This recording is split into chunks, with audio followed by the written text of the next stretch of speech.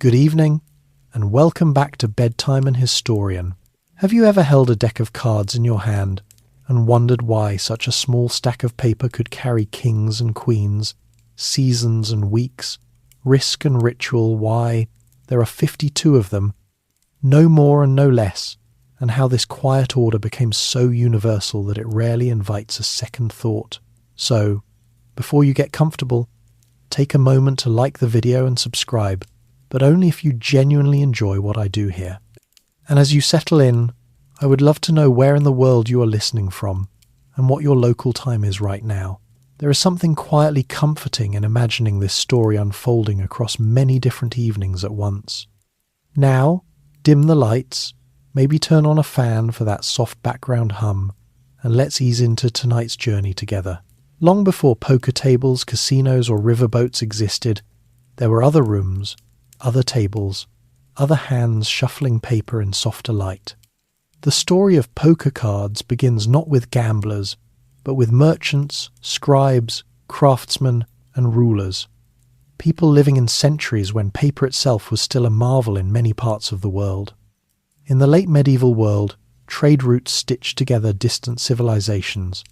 Caravans moved across Central Asia. Ships crossed the Mediterranean. Paper, once a closely guarded Chinese innovation, had spread westward through Islamic lands into Europe. With paper came new possibilities. It was cheaper than parchment, easier to produce, and adaptable. People used it for contracts, letters, devotional texts, and increasingly for leisure. In the cities of Mamluk Egypt during the 13th and 14th centuries, evidence suggests that sets of playing cards were already circulating. These early decks were carefully painted by hand.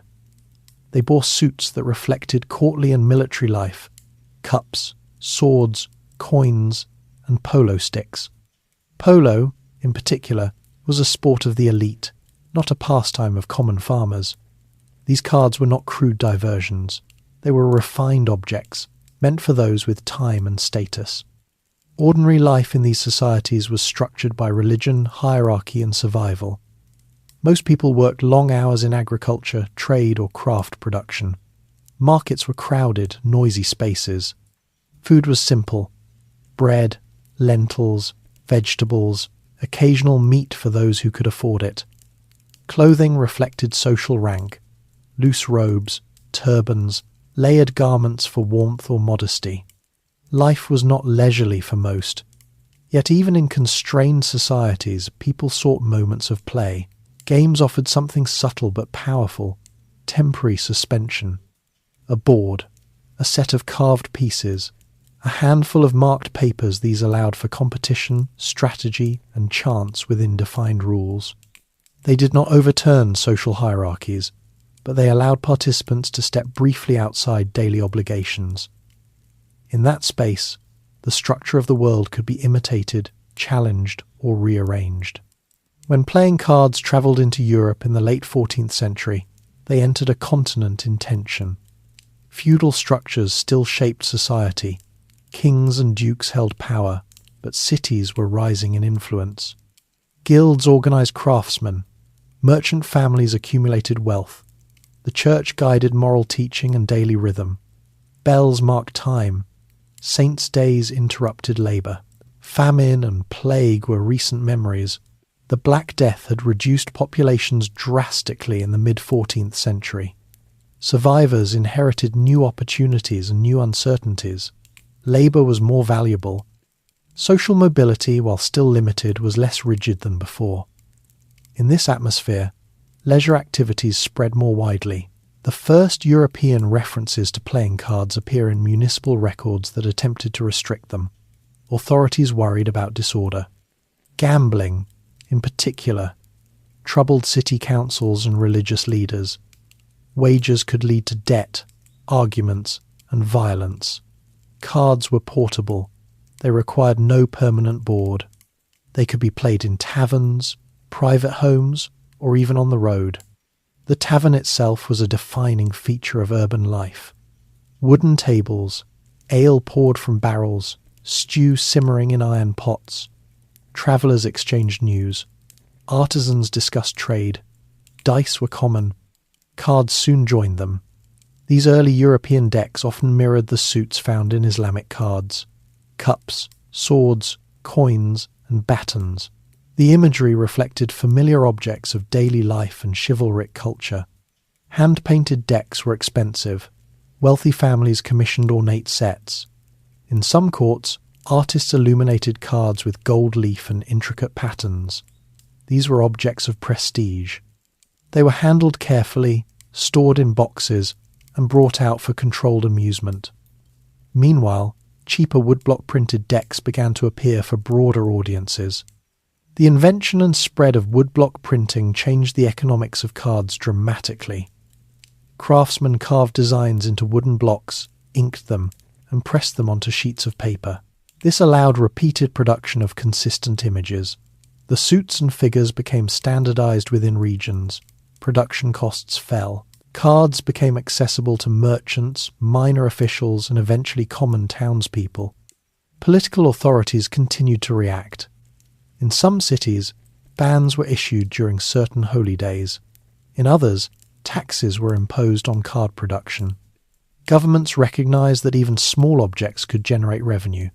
By licensing printers, rulers gained both control and income. A deck of cards was not merely a game, it was a taxable commodity. Religious concerns persisted. Sermons warned against excessive gambling. The moral argument was rarely about the cards themselves, but about what they encouraged: idleness, greed, distraction from prayer. Yet prohibition was inconsistent. Enforcement varied. The reality of daily life meant that games continued. As cards spread northward into German-speaking lands and France, new suits emerged. In German regions, suits such as hearts, bells, acorns, and leaves appeared. These symbols reflected local landscapes and hunting culture. In France, designers simplified imagery further into hearts, diamonds, clubs, and spades. These shapes were easier to reproduce with stencils and woodcuts. Simplicity lowered costs and improved clarity. This French pattern would eventually dominate. But at this early stage, Europe contained multiple parallel traditions. A traveller might recognize the concept of a deck, yet find unfamiliar symbols in another region. Still, certain features began to stabilize.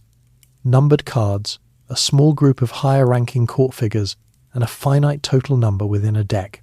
The idea of hierarchy was embedded naturally in these designs. Medieval society was stratified. Kings ruled by divine right. Nobles served as military and administrative elites. Peasants laboured. The presence of kings and other court figures within decks mirrored this social structure. When a player held a king in hand, the symbolism was immediate and understandable. Daily life in late medieval Europe revolved around rhythm. Agricultural seasons determined labour. Winter was quieter in rural areas, offering more time for indoor activities. Candlelight extended evenings in wealthier homes. In cities, guild halls hosted gatherings. Games fit easily into these intervals. Economic pressures also shaped play. Coinage was limited for many. Small wagers might involve food, drink, or tokens rather than substantial sums. For merchants and minor nobles, higher stakes were possible. Cards allowed scalable risk. One could play casually or seriously depending on circumstance. As the 15th century progressed, the spread of the printing press accelerated standardization. Movable type revolutionized book production, but woodcut techniques continued to serve image-based products like cards. Workshops developed recognizable styles. Regional identities persisted, yet trade networks carried popular patterns beyond their origins. The number of cards within decks varied at times. Some early packs did not contain what we now consider the standard 52, yet gradually patterns converged. 4 suits with a sequence of numbered cards and a set of court figures proved balanced. The total count settled near what would become familiar. Why did 4 suits endure? Practicality played a role. Too many suits would complicate recognition and gameplay. Too few would limit variety. 4 created manageable complexity. It aligned comfortably with existing symbolic frameworks: 4 seasons, 4 cardinal directions, 4 humours in medieval medical theory. Whether these connections were deliberate or incidental remains debated, but the number felt culturally stable. The question of 52, however, would emerge later as decks solidified. At this early stage, standardization was still developing. Craftsmen adjusted counts based on local preference. Some decks included additional figures, others omitted certain ranks. The social world around these objects continued to evolve. Renaissance humanism reshaped intellectual life. Exploration opened new trade routes. Urban populations expanded. With increased movement of goods and people, cultural artifacts travelled more quickly. It is worth imagining the quiet normality of a 15th century evening, a small room above a workshop, the smell of ink and wood shavings, a family sharing bread and cheese. After supper, a simple deck is placed on the table. Hands shuffle clumsily. Laughter is restrained, mindful of neighbours. Outside, the street is dark except for a few lanterns. In that modest setting, the foundations of what would later become poker are quietly present. At this point in history, no one spoke of poker. The games were varied: trick-taking, matching, wagering games influenced by local custom. Yet the structural elements were forming. Hierarchy of ranks, division into suits, finite total count, portable format. Meanwhile, political life remained turbulent. Wars between kingdoms disrupted trade, alliances shifted, taxation increased to fund armies. In such climates, inexpensive amusements retained appeal. Cards required minimal equipment and space. They adapted easily to changing circumstances. Cultural values also influenced design. Modesty codes in Islamic regions had prohibited the depiction of human figures on some cards, leading to abstract calligraphy instead of faces. In Europe, human imagery was common, and kings and queens appeared openly.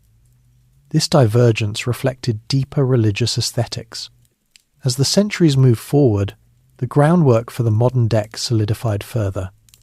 By the 16th century, the French suit system was spreading widely due to its production efficiency. 4 suits, 13 ranks per suit, multiplication yields 52. The number 13 itself held mixed symbolism in European culture. It could be associated with the Last Supper or with misfortune.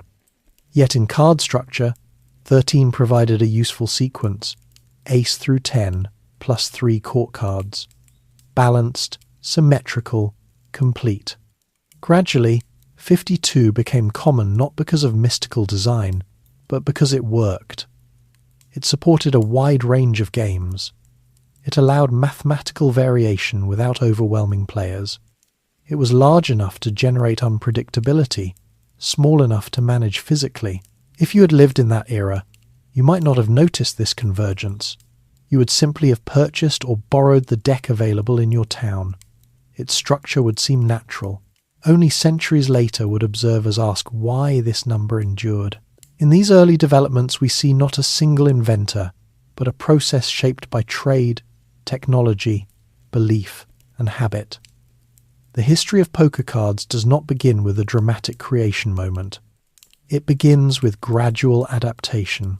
And so, as the late medieval world shifted into the early modern age, the deck of cards moved quietly alongside it, growing more standardized, more widespread, and increasingly woven into daily life.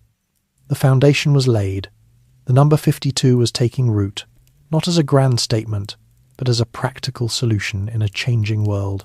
The story will move forward from here into symbolism, resistance, and eventually into the emergence of poker itself. But at this beginning, it is enough to see how ordinary hands, in ordinary rooms, shaped an object that would travel across centuries. By the opening years of the 15th century, the deck of cards had already crossed borders that armies and diplomats struggled to pass. It moved more quietly than merchants' caravans and more persistently than decrees issued from palace balconies. Folded into satchels, tucked into sleeves, stored in wooden chests aboard ships, it followed the ordinary currents of trade. The routes that carried silk, spices and manuscripts also carried habits. In the eastern Mediterranean, commercial ports were dense with languages. Venetian traders negotiated in Arabic. Genoese captains calculated cargo against uncertain winds. Jewish, Christian, and Muslim communities lived in close proximity, each maintaining distinct religious rhythms yet sharing markets and streets. In such places, ideas rarely remained confined. Paper itself had travelled this way centuries earlier, moving westward from China through the Islamic world into Europe. The technology of making it cheaper and more abundant reshaped record-keeping, literature, and education. Playing cards followed a similar path, though with less ceremony. No council formally introduced them, no chronicle celebrated their arrival. They simply appeared in inventories, in complaints, in small municipal fines. In Islamic lands, early card decks displayed a refined aesthetic. Surviving examples from Mamluk Egypt reveal careful geometric design and calligraphy. Because many Islamic traditions discouraged figurative imagery in certain contexts, these decks avoided painted human faces. Instead, they used ornate script to designate ranks. The suits, cups, swords, coins, and polo sticks reflected courtly and martial life. The polo stick, in particular, spoke of elite recreation. The game of polo was not played by peasants in fields. It belonged to nobility. When European artisans encountered such cards, they adapted them rather than copying them exactly. In Spain and Italy, suits remained close to the original four: cups, swords, coins, and batons. The baton replaced the polo stick, aligning more closely with European familiarity. These suits mirrored aspects of daily and aristocratic life: chalices used in feasts or religious ritual, swords carried by knights, coins handled by merchants, and batons associated with authority or rural labour. The political climate of Europe at this time was fragmented. City-states in Italy competed economically and militarily. France and England were locked in extended conflict during the 100 Years' War. The Holy Roman Empire was less centralised than its name suggested, composed of semi-autonomous territories. In this environment, cultural exchange occurred not through unity but through constant contact. Urban centres were growing: Florence, Venice, Paris, Nuremberg. These cities pulsed with craft production. Guilds regulated training and quality. Apprentices lived with masters, learning skills over years. Workshops produced textiles, metal goods, and printed images. Cards fit easily into this economy. They required artistic design, carving skill for wood blocks, access to paper, and distribution networks. The early European card maker was not a mysterious figure but a craftsman embedded in urban life. He purchased paper from local mills, often located along rivers for water power. He carved suit symbols into woodblocks. He applied ink carefully. He might employ family members to colour the printed sheets by hand. The process was labour-intensive but repeatable. Because cards were relatively inexpensive compared to illuminated manuscripts or fine tapestries, they reached beyond elite circles. Students in universities, minor officials, soldiers on leave, merchants awaiting cargo, many encountered them. This broader access raised concern among authorities. Records from the late 14th and early 15th centuries show periodic bans on card playing in cities such as Bern, Florence, and Paris. These prohibitions rarely lasted. They were usually tied to particular concerns: excessive gambling during religious festivals, disturbances in taverns, or distraction from work. The anxiety was less about the object and more about behaviour. Religious teaching at the time emphasised discipline and moral order. Idle time was often viewed with suspicion. Labour was virtuous. Excessive wagering suggested greed or lack of restraint. Yet, religious institutions themselves were not uniformly opposed to games. Monastic communities sometimes permitted controlled recreation. The boundary lay in moderation. In taverns, cards joined dice as tools of entertainment. A tavern was a practical space. Benches along walls, a hearth for warmth, rough wooden tables. Ale or wine was served in simple cups. Conversations ranged from crop yields to political rumours. Cards introduced structured play into this setting. Unlike dice, which depended almost entirely on chance, many card games involved memory, strategy, and partnership. Meanwhile, aristocratic courts maintained their own gaming traditions. Noble families enjoyed elaborate entertainments. Music, poetry, chess, and cards all found a place. In such settings, decks were often richly decorated. Kings and queens appeared in recognizable clothing styles, reflecting contemporary fashion. Garments featured layered fabrics, fur-lined cloaks, and distinctive hats. These images reinforced social hierarchy. As the Renaissance unfolded, artistic realism improved. Human figures on cards gained clearer expressions and more detailed clothing. While still stylized for practicality, they mirrored the growing interest in portraiture. A king card might resemble the armour and regalia of contemporary rulers. The queen might reflect prevailing ideals of femininity and nobility. Trade networks carried the French suit system farther north and west. French printers had discovered that simple, symmetrical shapes, hearts, diamonds, clubs, and spades, were easier to stencil and colour in large quantities. Instead of individually painting complex batons or cups, workers could apply flat areas of red or black quickly. This efficiency reduced cost and increased consistency. Economic pressure favoured this simplicity. Printers operated within competitive markets. Lower prices attracted buyers. As French decks spread through trade into England and beyond, their design gradually displaced other regional suits. By the 17th century, the French pattern had become dominant in many parts of Europe. This dominance did not erase local variation immediately. German-suited decks persisted in Central Europe. Spanish-suited decks continued in Iberia and parts of Italy. Yet for games that required standardized counting and ranking across regions, the French system offered convenience. The structure of 13 ranks per suit became increasingly common. Ace through 10 provided numbered sequence.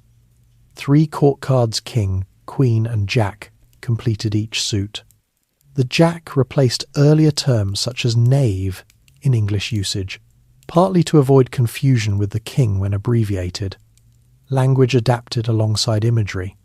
The total count of 52 emerged as a practical outcome of this structure. 4 suits multiplied by 13 ranks. The appeal of this arrangement lay in balance. It allowed equal distribution across suits. It enabled a wide variety of combinations for games. It was divisible in ways that suited trick-taking formats and partnership play. There is ongoing debate about whether the 52-card structure intentionally mirrored the 52 weeks of the year. Some later writers suggested that the deck symbolized the calendar: 4 suits for 4 seasons, 13 cards per suit for 13 lunar cycles, 52 total for weeks. While this symmetry is elegant, historical evidence suggests that practicality preceded symbolism.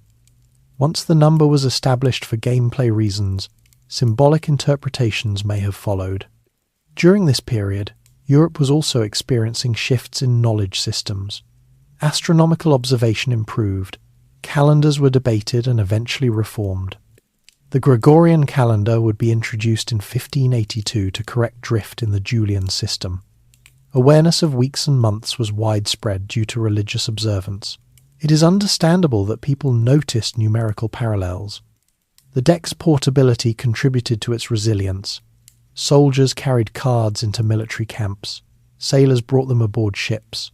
Long voyages required diversion. Storms confined crews below deck.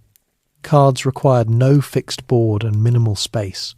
In such conditions, their value increased. In domestic settings, families integrated card games into social rituals. Winter evenings in Northern Europe were long. Candles or oil lamps provided limited light. Storytelling and games filled time. Cards were small enough to store in chests alongside other household items.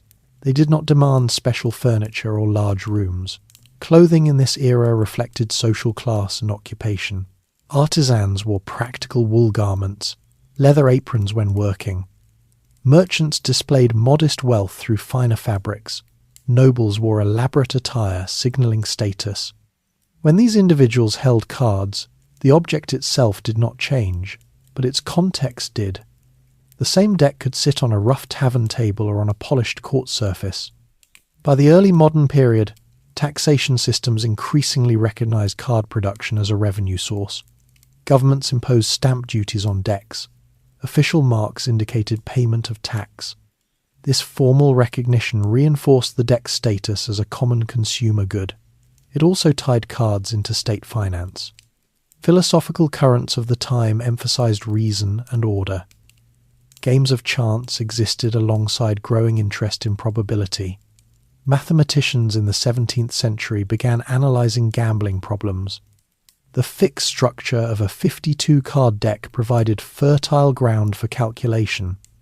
Though poker had not yet formed, the mathematical groundwork for understanding card combinations was emerging. Cultural exchange continued through colonization. European powers established settlements in the Americas, Africa, and Asia. Colonists carried familiar objects with them, including cards. In new environments, games adapted to different social conditions. Isolation from European centres sometimes encouraged variation. As the 17th century progressed, the deck had become an ordinary part of life in many regions. It no longer required explanation. Its structure was assumed. 4 suits, 13 ranks, 52 total. That arrangement proved stable enough to cross languages and borders. If one were to observe this period without knowledge of the future, the deck might appear complete, yet its story was still unfolding. The transition from general card play to the specific culture of poker required additional social ingredients: frontier economies, fluid social hierarchies, and new forms of wagering. At this stage, however, what stands out is continuity. The journey from Eastern paper to European hands was not a single dramatic transfer, but a gradual blending. Artistic styles shifted, suits simplified, production expanded, authority resisted, taxed, and eventually accepted. The deck's endurance depended less on grand design than on adaptability. It fit into existing structures without demanding transformation. It allowed leisure without elaborate infrastructure. It mirrored hierarchy without challenging it directly. You might imagine holding one of those early French-suited decks as it left a print shop in Rouen or Lyon. The ink still faintly fresh, the paper slightly rough. To its maker, it was merchandise. To its buyer, it was entertainment. To history, it was another step toward a standardized object that would later anchor poker tables across continents. By the end of this era, the essential framework was in place. The number 52 had become familiar. The suits were recognizable. The deck had proven its durability across faiths, classes, and climates. What remained was not the invention of structure, but the invention of new ways to use it. That transformation would come in another world, under different pressures, among people whose ambitions and risks would shape a distinct game called poker. By the time the deck of 52 cards had settled into recognizable form across much of Europe, it was no longer a novelty. It was familiar enough to provoke regulation, ordinary enough to appear in inventories, and versatile enough to move between social classes without resistance. Yet familiarity did not mean comfort. Authorities continued to watch it closely. In many European cities of the 16th and 17th centuries, municipal records reveal a pattern: temporary prohibitions, renewed permissions, and periodic taxation. This rhythm reflected tension rather than outright rejection. Leaders were less concerned with the design of the cards than with the behaviours they encouraged. Gambling remained the central worry. The political climate of this era was defined by consolidation of state power. Monarchies sought greater administrative control. Standing armies required funding. Bureaucracies expanded. Taxation became more systematic. Every manufactured object represented potential revenue. Cards, inexpensive and widely used, were ideal candidates for stamp duties. France provides a clear example. By the 17th century, card production was regulated through licensed workshops. Official stamps marked tax compliance. Unauthorized printing was punishable. This system did not suppress card use. It formalized it. The state acknowledged that cards were embedded in daily life and chose to benefit from that reality. Religious authorities, meanwhile, approached the matter with more nuance than popular memory sometimes suggests. Sermons and moral treatises warned against excessive wagering. Preachers criticized the moral hazards of idleness and greed. Yet few theological writings treated the cards themselves as inherently corrupt. The moral focus remained on human conduct. This distinction mattered. It allowed the object to persist even under moral scrutiny. A deck could sit harmlessly in a household drawer or become a source of ruin, depending on circumstance. Responsibility lay with the player. In urban centres, social tensions were visible in everyday settings. Markets bustled with trade. Artisans competed for commissions. Apprentices navigated uncertain futures. Economic inequality was pronounced. For some, gambling offered escape or hope of sudden gain. For others, it threatened stability. Taverns continued to function as informal social hubs. In England, alehouses multiplied. In France, cabarets and inns hosted travellers and locals alike. The lighting was dim, the air often thick with smoke from hearth fires. Card games occupied tables in corners or near windows where daylight reached. Wagers ranged from modest to reckless. Cards were also present in more controlled environments. Gentlemen's clubs in England began to appear in the late 17th century. These were spaces of conversation and calculated risk. Members were often merchants, politicians, or professionals. Here, gambling could be significant. Losses affected estates and reputations. The stakes were social as much as financial. At the same time, domestic life incorporated cards in quieter ways. Families gathered after evening meals. Women participated in card play alongside men, especially in structured trick-taking games. The object did not belong exclusively to male or public spheres. It entered private routines.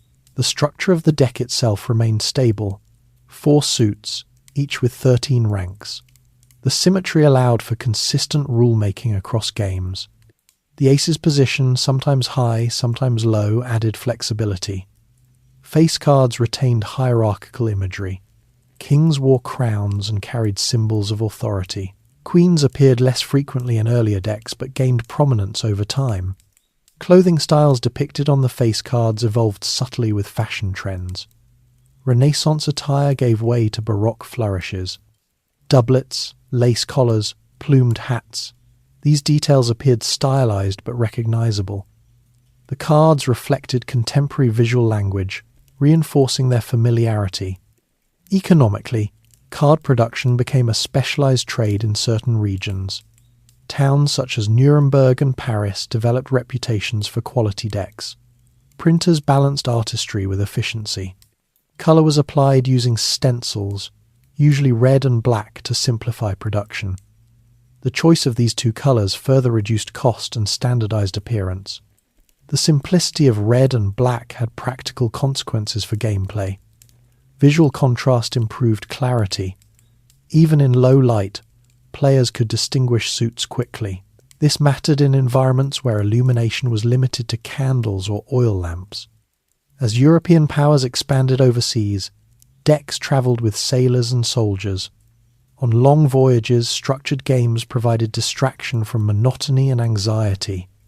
Ships were enclosed spaces. Discipline was strict, but leisure time existed. Cards required no elaborate setup. A small wooden crate could hold dozens of decks. In colonies across the Americas, European settlers carried their gaming traditions with them. The political and social contexts were different. Frontier conditions meant looser enforcement of regulations. Formal oversight was limited. In such settings, gambling sometimes intensified. Wagering could involve not only money but land claims, goods, or services. Religious attitudes in colonial societies varied. Puritan communities in New England, for example, discouraged gambling and games associated with idleness. Yet even there, informal play persisted. In more diverse colonies, especially those engaged in trade and port activity, card games were commonplace. The deck's numerical structure began to attract intellectual curiosity during the 17th century. Mathematicians such as Pierre de Fermat and Blaise Pascal analysed problems of probability related to gambling. Their correspondence laid foundations for probability theory. Although they focused on dice as well as cards, the fixed structure of 52 cards offered a clear framework for calculation. The development of probability theory did not immediately alter everyday card play. Most players relied on intuition and experience. Yet over time, awareness of odds influenced strategy. The deck's consistency enabled repeatable outcomes. This reliability strengthened its appeal. Political upheavals of the 17th century civil wars in England, revolutions in France later on, religious conflicts across Europe did not diminish card use. In fact, periods of instability sometimes increased reliance on familiar routines. Games offered temporary order within uncertainty. The symbolism of suits remained open to interpretation. Some writers proposed allegorical meanings: spades as swords or military force, hearts as clergy or love, diamonds as merchants or wealth, clubs as agriculture or labour. These associations varied and were rarely standardized. They reflected attempts to read broader social order into a simple design. Whether or not such symbolism guided original design, the deck accommodated it. 4 suits could represent many groupings. This flexibility contributed to the enduring appeal of the structure.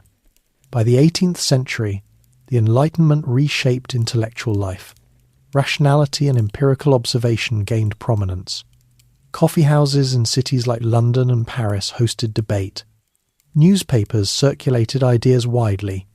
Card games fit into this culture as structured contests governed by rules. In Britain, games such as whist gained popularity. Whist relied heavily on partnership and memory. Its rules were consistent with a 52-card deck. The game's spread reinforced the standard deck structure. Variations that required different counts became less practical. Clubs dedicated to card play emerged. Membership conferred status. Gambling debts could be severe. Social reputations were intertwined with gaming skill. Yet these were controlled environments compared to the informal settings of taverns or frontier settlements. Clothing in the 18th century reflected growing consumer culture. Textiles were more varied. Middle-class families could afford better garments. Domestic interiors improved. Cards were sometimes stored in decorative cases.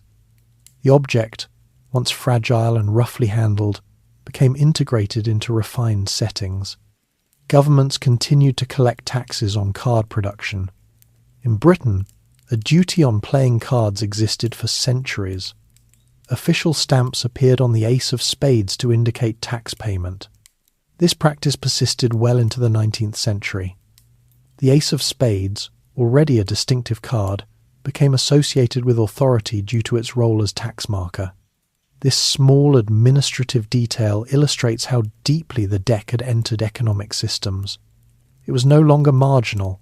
It was monitored, regulated, and financially significant. Social tensions surrounding gambling never disappeared. Pamphlets criticized reckless play. Debts led to duels or imprisonment, yet moderation remained the prevailing advice rather than abolition. The deck survived because it could be used responsibly. By this stage, the 52-card deck was effectively standardized across much of Europe and its colonies. Alternative suit systems persisted regionally, but the French pattern dominated international trade. The structure was stable enough to support new games without structural alteration. What had begun as an imported curiosity had become a cultural constant. It had weathered religious criticism, economic shifts, technological change, and political turbulence. Its endurance lay in its adaptability and simplicity. If one pauses to consider this period, it becomes clear that the deck did not impose itself upon society. Rather, society shaped it incrementally. Authorities taxed it. Artisans simplified it. Players refined its use. Mathematicians analysed it. By the end of the 18th century, the stage was set for a transformation that would occur not in European courts, but in the developing United States. There, a particular combination of frontier conditions, river trade, and diverse immigrant traditions would reshape card play into something distinct. The object remained the same: 52 cards, 4 suits, 13 ranks each. But the context would change dramatically. In that new environment, risk would take on different meaning, and the game of poker would begin to form. As the 18th century gave way to the 19th, the deck of 52 cards crossed into a world undergoing profound change. The Atlantic economy was expanding. Empires were competing for territory and trade.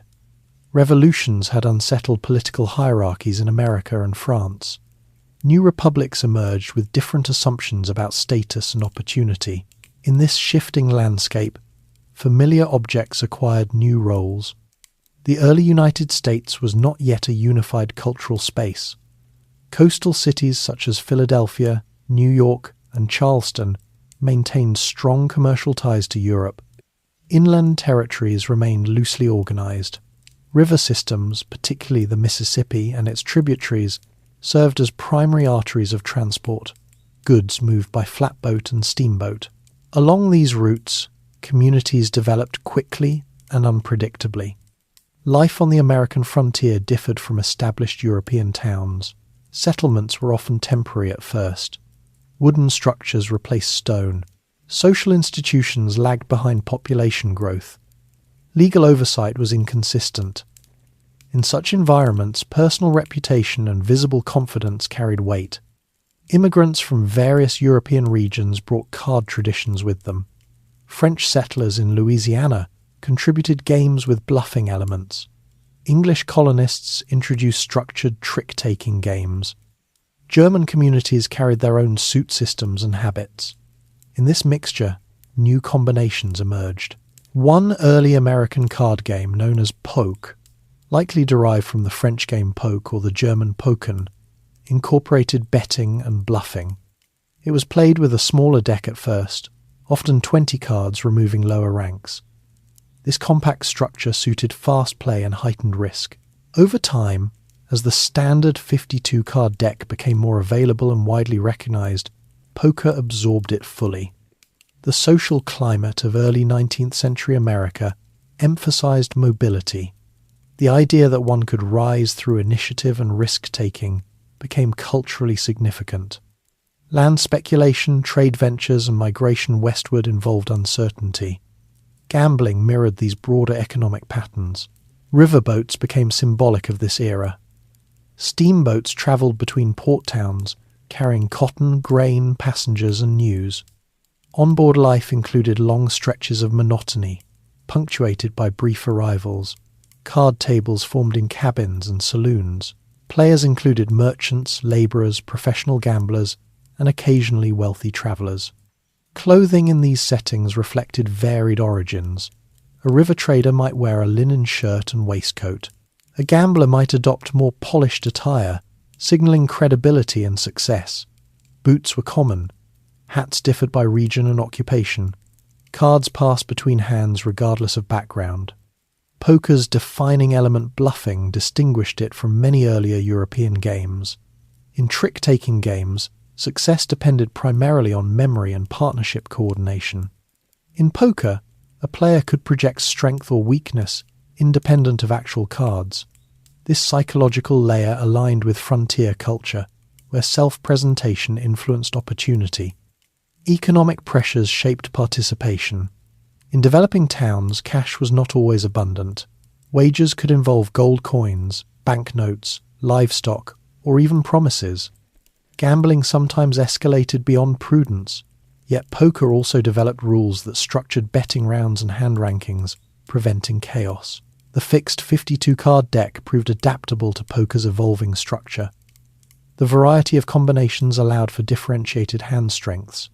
Pairs, three of a kind, straights, flushes, these rankings emerged gradually. Their mathematical hierarchy relied on the consistent number of suits and ranks. The deck's symmetry enabled probability assessment. even if players calculated intuitively. Political authority in frontier regions often struggled to regulate gambling. Some states attempted prohibition.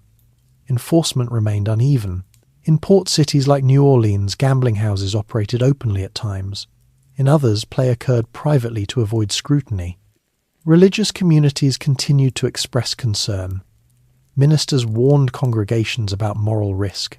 Yet, the cultural narrative of individual freedom complicated regulation. The balance between personal liberty and communal order was debated frequently in the young republic. Industrialization began to influence card production during this period. American manufacturers established printing operations capable of large-scale output. Improvements in paper quality increased durability. Corners of cards, once square and prone to bending, were rounded to prevent wear and facilitate shuffling. These practical innovations supported poker's popularity. The visual design of cards also evolved. Double-headed court cards appeared in the 19th century, allowing players to view faces without rotating the card. This design improvement was subtle but significant in games requiring discretion. Indices, small numbers, and suit symbols in corners were later added to aid quick recognition. Urban centers in America grew rapidly. New York, Boston, and Chicago expanded. Saloons in western towns hosted diverse clientele. Poker moved easily between environments. It required only a deck and participants willing to risk. The cultural perception of poker began to diverge from other card games. It was associated with boldness and calculation. Stories circulated about professional gamblers who travelled town to town, relying on skill and deception. Some exaggerated reputations, others cultivated them deliberately. Economic cycles influenced gambling behaviour. During periods of prosperity, stakes rose. During downturns, desperation sometimes increased participation. Cards offered both entertainment and potential financial shift. The Civil War introduced another context for poker's spread. Soldiers on both Union and Confederate sides played cards during downtime. Camps were often monotonous between engagements. Poker required minimal equipment and provided mental engagement. Soldiers carried decks home after the war, further embedding the game in American culture. Clothing and living conditions in military camps were harsh. Uniforms wore thin. Tents provided limited shelter. Food rations varied. Within these constraints, card games offered familiarity. The structure of the 52-card deck remained constant even amid uncertainty. By the late 19th century, poker had diversified into variants: draw poker, stud poker, and others. Each used the same standard deck but modified dealing patterns and betting structures. The adaptability of 52 cards proved essential. No structural change was required, only rule adjustments. Railroads replaced some river routes, connecting inland towns more efficiently. Gambling followed rail lines. Saloons near stations attracted travellers. The American West, often romanticized later, was complex. It included ranchers, miners, merchants, and families seeking stability. Poker tables existed alongside daily labour. Government attitudes toward gambling fluctuated. Some territories legalized certain forms for revenue, others imposed bans. Enforcement varied with local politics. The deck itself remained neutral, its legitimacy dependent on context. Technological advances in printing improved card quality further. Companies such as the United States Playing Card Company, founded in the late 19th century, standardized design and distribution. Brand identity emerged. Quality control reduced irregularities that could be exploited by cheaters. Cheating was an ongoing concern. Marked cards, stacked decks, and sleight of hand were documented. Professional gamblers guarded reputations carefully. Trust at the table mattered. The standardized deck aided fairness by limiting variation. Social stratification influenced who played openly. In elite clubs, poker coexisted with other games. In working-class saloons, it offered escape. Women participated in domestic settings and occasionally in public venues, though gender norms limited visibility. As America industrialized further, Leisure time shifted. Factory schedules structured daily rhythm. Urban entertainment expanded to include theatres and organised sports.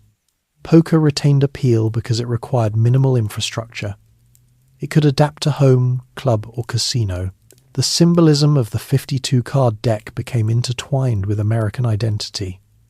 It represented risk, opportunity, and calculated ambition. Yet its structure remained rooted in centuries-old European development. If one reflects quietly on this transformation, it is striking that an object shaped by medieval artisans could become central to frontier culture. The continuity of 4 suits and 13 ranks bridged contexts that otherwise differed sharply. By the dawn of the 20th century, poker was firmly established in the United States.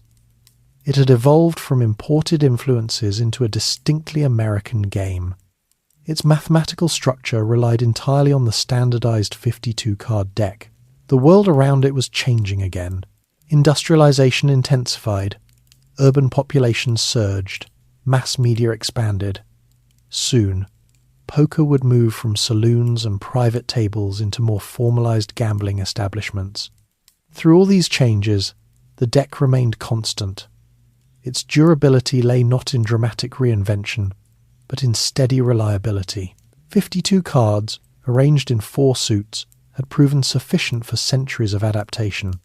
And so the story moved forward from frontier tables into modern cities, carrying with it the quiet order established long before poker itself had a name. As the 19th century settled into its later decades, poker was no longer confined to riverboats or frontier saloons. It entered drawing rooms, private clubs, and increasingly formal gambling establishments. The United States was becoming more urban and industrial. Railroads connected coasts. Telegraph lines transmitted information quickly. With these changes, poker adjusted its setting without altering its foundation. The standard 52-card deck was now firmly entrenched in manufacturing systems. Card companies refined printing techniques to improve consistency. The introduction of smooth finishes allowed cards to slide easily across tables. Rounded corners prevented rapid wear. Decorative backs were added to make it more difficult to identify cards from behind. These practical innovations addressed real problems faced at tables where money changed hands. In cities such as New York and Chicago, gambling houses operated in fluctuating legal environments. Some periods tolerated them, others drove them underground. Poker tables appeared in back rooms behind legitimate storefronts. Operators sought to balance profit with discretion. A structured deck with predictable combinations allowed house rules to remain stable even as laws shifted. Economic inequality widened during the Gilded Age. Industrial magnates accumulated wealth. Immigrant labourers filled factories. Urban neighbourhoods became densely populated. In these crowded cities, leisure took different forms depending on income. For the wealthy, private card rooms offered controlled environments. For workers, neighbourhood saloons provided communal tables. Clothing styles reflected social divisions. Wealthy men wore tailored suits and polished shoes. Working-class players might arrive in worn jackets and heavy boots after long shifts. The deck did not discriminate.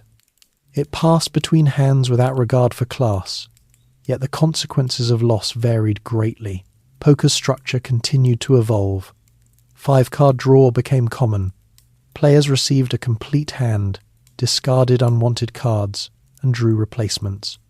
Betting rounds occurred before and after the draw.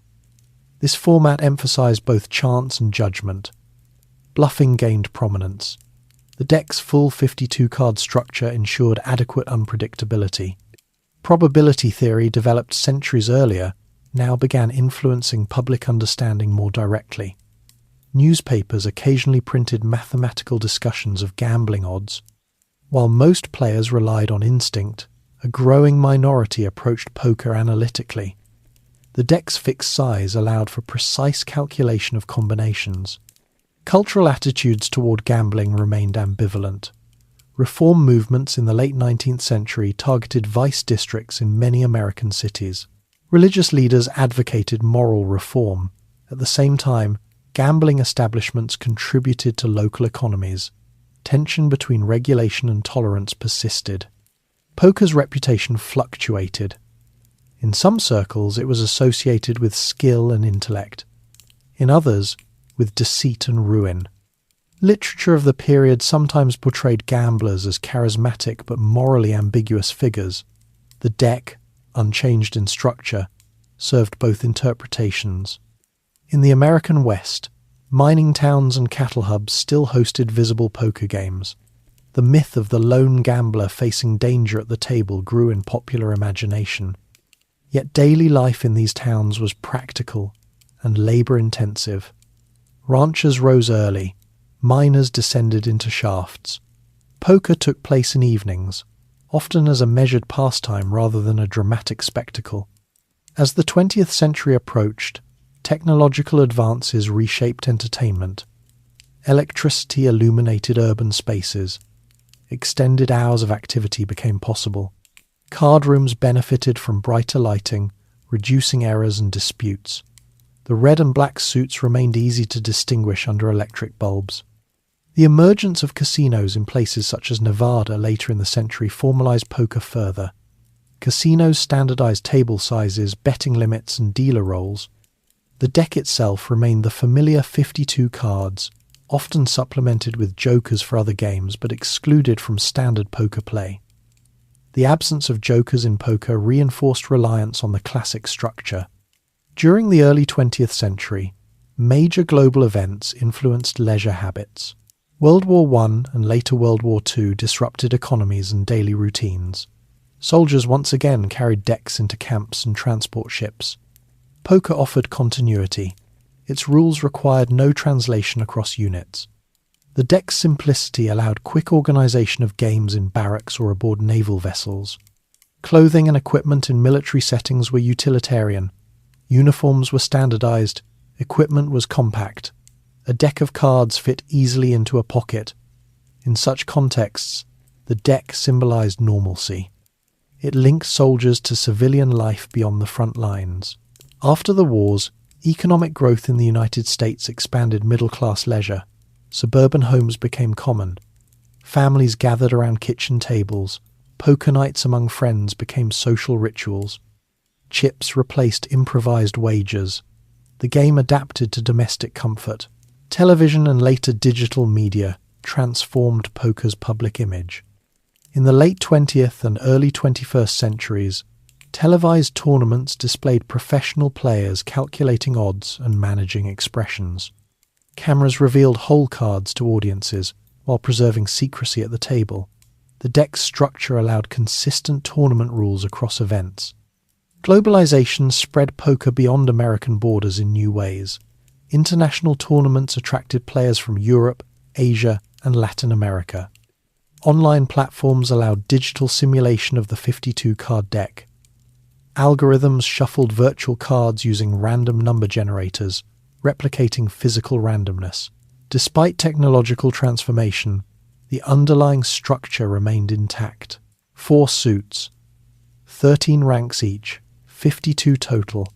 Even digital platforms retained the familiar imagery of hearts, diamonds, clubs, and spades. The persistence of this design demonstrates its resilience. Mathematics and psychology became central to high-level play. Professional players studied probability tables and opponent behavior. Yet at home tables, many continued to play casually.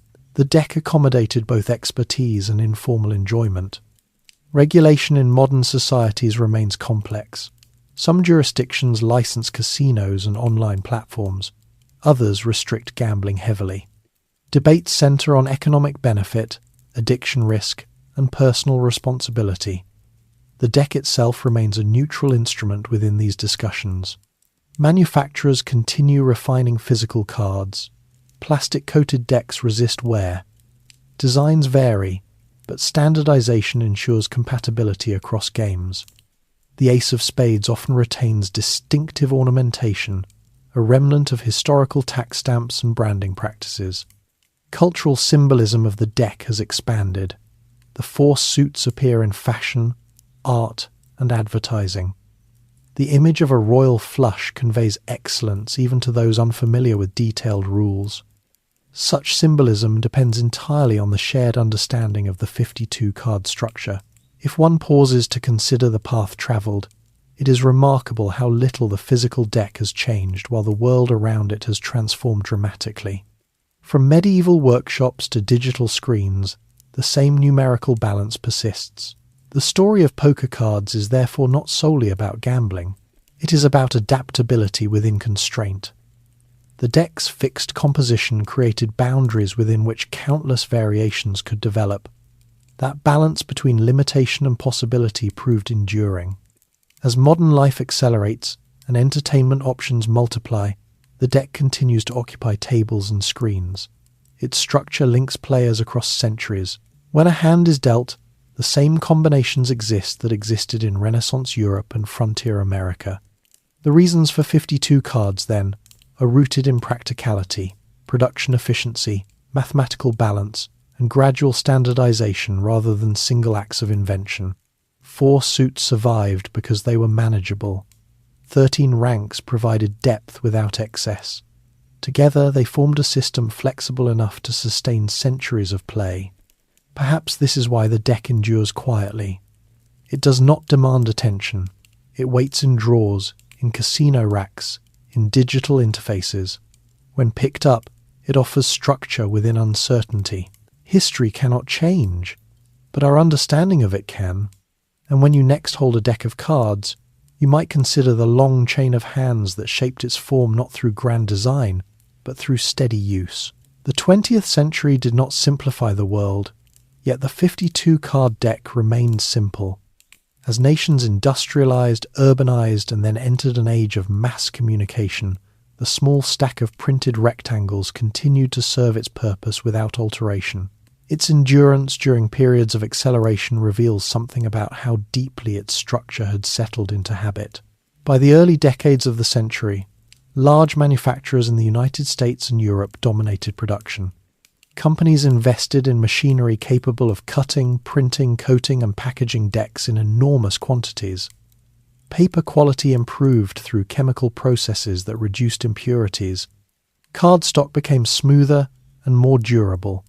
The physical feel of the deck, its weight, its flexibility, was refined intentionally. Mass production had social consequences. A standardized deck became available at modest cost to almost anyone. Rural households, urban apartments, and military barracks all used nearly identical cards. Uniformity strengthened shared rules. When strangers met at a table, no negotiation about suit systems or rank order was necessary. The political climate of the early 20th century was marked by instability. Empires collapsed after World War I. New borders were drawn. Economic depression followed in the 1930s. During hardship, inexpensive forms of entertainment gained importance. A deck of cards required no electricity and minimal space. Families affected by unemployment gathered at kitchen tables to pass evenings with games. During the Great Depression in the United States, gambling laws varied by state. Nevada legalized casino gambling in 1931, seeking economic stimulus. Las Vegas began its transformation from remote settlement to entertainment center. Poker rooms developed alongside other games of chance. The fixed 52-card deck allowed casinos to standardize tables, train dealers, and maintain consistent house procedures. World War II once again dispersed decks globally. Soldiers from different regions encountered each other in shared camps. Poker served as common ground. Cultural differences mattered less when the structure of the deck was familiar. In prisoner of war camps, improvised cards were sometimes created from scraps of paper, replicating the standard 52 structure from memory. This suggests how fully the pattern had embedded itself in consciousness. After the war, economic growth in North America and parts of Europe expanded consumer culture. Suburban development created new social spaces. Informal poker nights became routine gatherings among friends and colleagues. Chips, felt-covered tables, and standardized rulebooks increased consistency. Television altered poker's visibility in the later 20th century. Tournaments such as the World Series of Poker, established in 1,970 inches Las Vegas, presented the game as competitive sport. Broadcasts explained hand rankings and probabilities to viewers. The audience learned to recognize a flush or full house instinctively. This mass education reinforced the centrality of the 52-card deck. Mathematics and psychology increasingly defined professional play. Players studied expected value, pot odds, and behavioral patterns. Books analyzed optimal strategies. Yet the deck's structure did not change to accommodate this sophistication. It had already provided the necessary framework centuries earlier. Meanwhile, other regions of the world developed their own relationships with poker. In Europe, established gambling traditions integrated American-style poker into casinos and clubs. In Asia, card games with different structures existed long before poker's arrival, yet the 52-card deck found acceptance in international settings. Digital technology introduced a new phase. Online poker platforms simulated decks using random number generators designed to approximate true randomness. Players no longer touched physical cards, yet the visual representation remained the same. Hearts were red, spades black.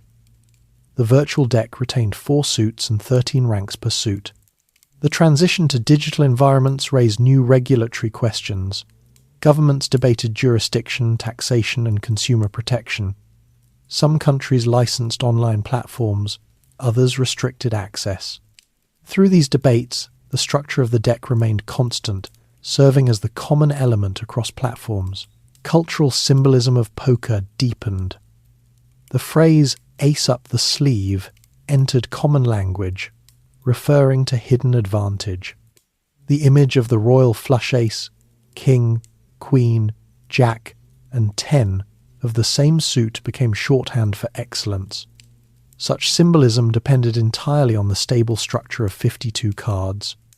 Educational institutions occasionally used card probability to teach statistics. Students calculated the likelihood of drawing particular hands. The deck functioned as a practical model for understanding randomness. Its symmetry and fixed composition made it ideal for instruction. Manufacturers continued minor refinements. Plastic cards became common in casinos due to durability and resistance to marking. Security features were added to prevent tampering. Designs varied aesthetically, yet compatibility with the standard structure was maintained. Economic pressures and technological shifts did not eliminate informal home games. Even as digital entertainment expanded, many people valued face-to-face play. The tactile act of shuffling cards, stacking chips, and observing expressions retained appeal. The deck's physical presence offered contrast to screens. Global tournaments in the early 21st century demonstrated poker's international reach. Players from diverse backgrounds competed under identical rules. The commonality of the 52-card deck enabled this universality. No translation was required for suits or ranks. Cultural attitudes toward gambling continued to oscillate. Concerns about addiction prompted regulation and public health initiatives. At the same time, governments recognized tax revenue potential. Poker existed within this dual framework of opportunity and risk. In academic settings, scholars examined poker as a study in decision-making under uncertainty. Economists analyzed strategic equilibrium. Psychologists explored bluffing and perception. The fixed deck provided consistent experimental conditions. Once again, centuries-old standardization proved useful. Despite its global spread, poker did not displace other card games. Bridge, blackjack, and regional variants maintained popularity. All relied on the same 52-card deck. The object supported multiple traditions simultaneously.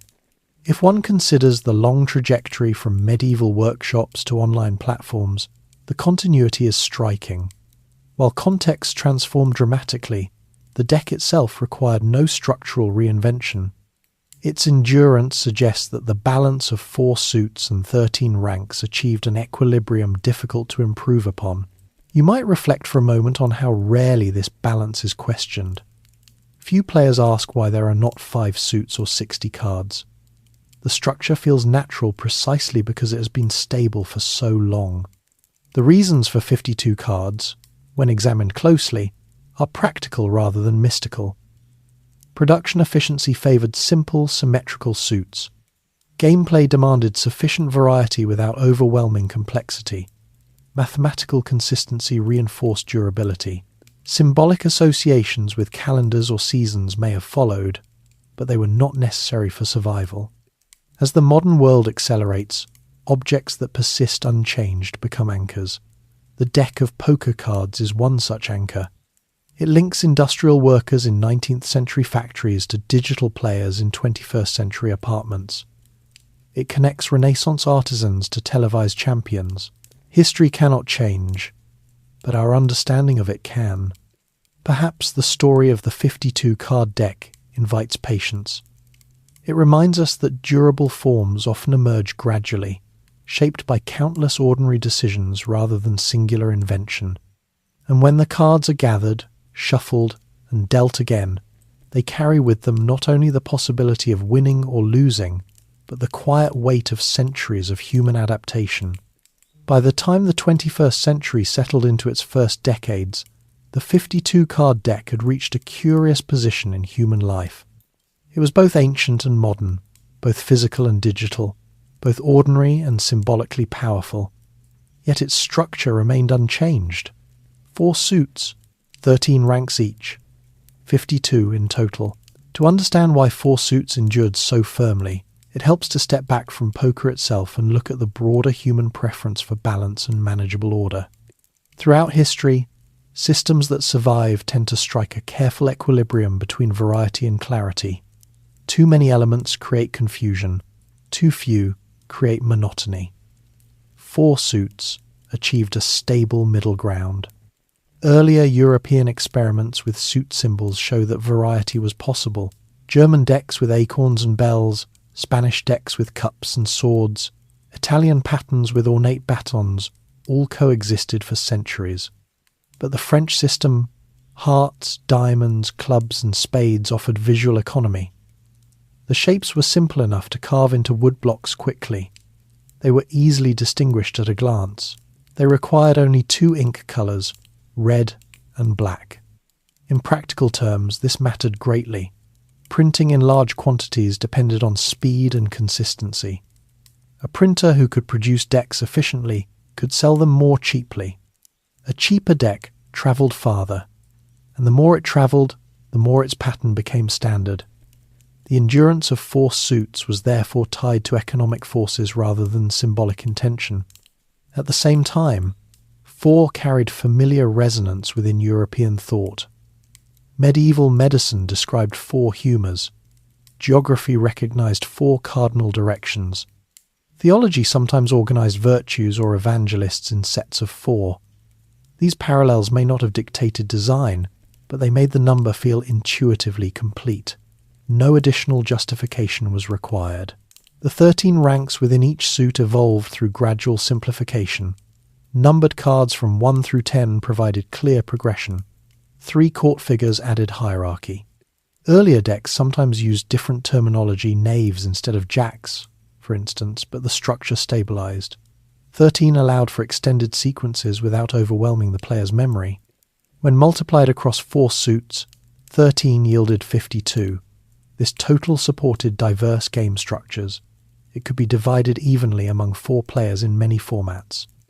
It allowed for combination counts rich enough to create probability depth. Poker's later development relied heavily on this mathematical richness. Consider how hand rankings depend on distribution. A flush requires 5 cards of the same suit. With 4 suits available, the probability can be calculated precisely. Remove or add suits, and the balance shifts dramatically. The current configuration produces tension without predictability. That balance was discovered gradually through repeated use. Industrial production reinforced this equilibrium. By the late 19th century, manufacturers invested in moulds, plates, and cutting dies calibrated to the 52-card format.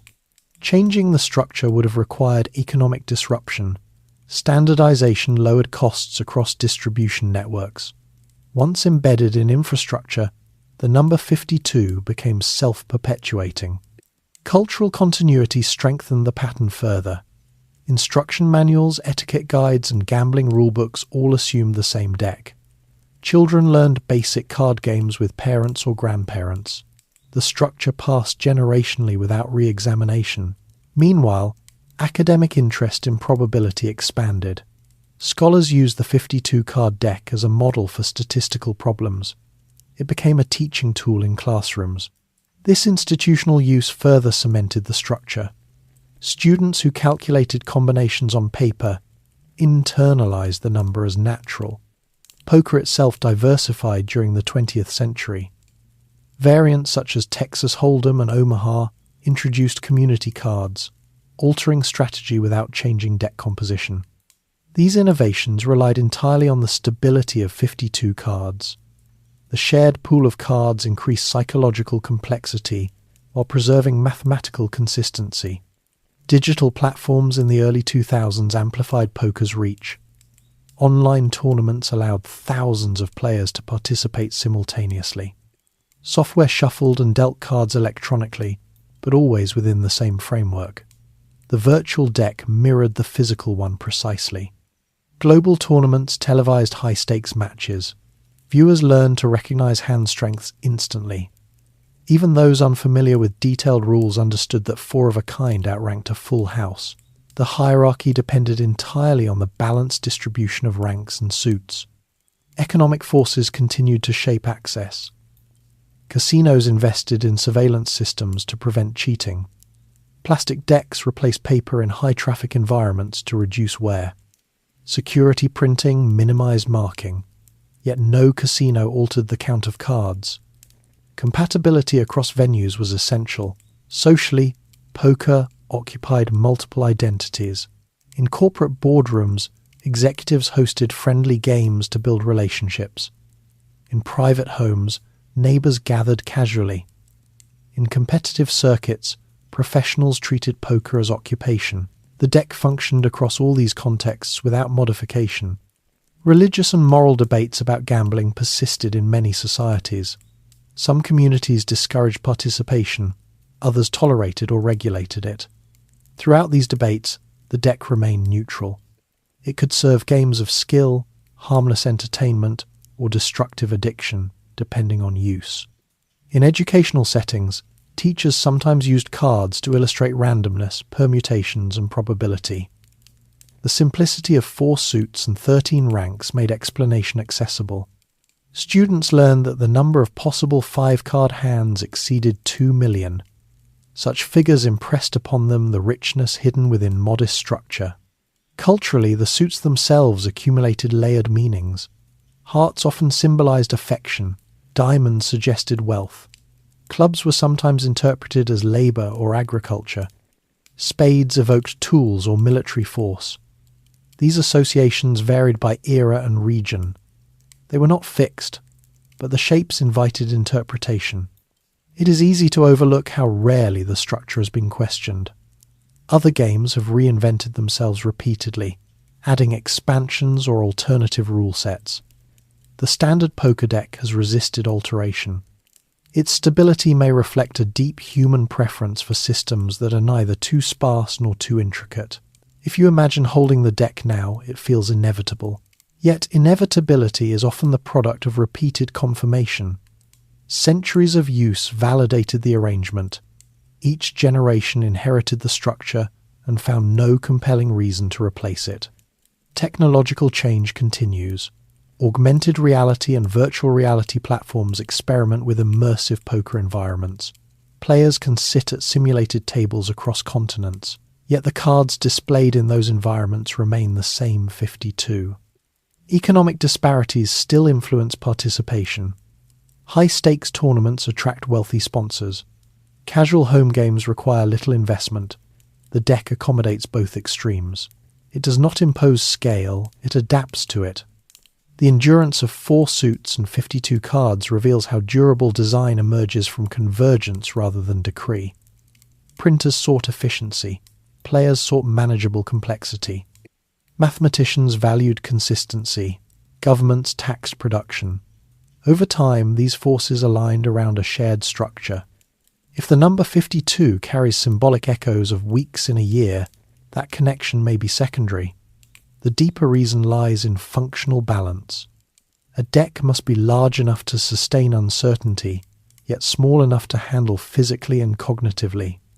52 achieves that balance effectively. Perhaps that is why the deck has remained unchanged while societies transformed around it. Industrialization, global conflict, digital revolution all altered daily life profoundly. Yet when cards are shuffled, the same count persists. If the 4 suits and 13 ranks had already settled into a durable structure, the question of 52 still lingered quietly in the background. Not as a controversy, but as a curiosity. Why not 48? Why not 60? Why did this particular total become so deeply rooted that alternatives faded into obscurity? The answer lies less in a single moment of decision and more in accumulation. By the time poker emerged distinctly in 19th century America, the 52-card deck had already endured for generations across Europe. It had proven itself adaptable in games requiring trick-taking, matching, betting, and memory. Any variation from this total required justification strong enough to overcome habit, production cost, and mathematical balance. In earlier centuries, some decks indeed contained different numbers. Certain European regions experimented with shorter packs for specific games. German decks sometimes used 32 cards by removing lower ranks. Spanish-suited decks in parts of Europe also varied in count. These variations persisted regionally because they were tied to specific traditions.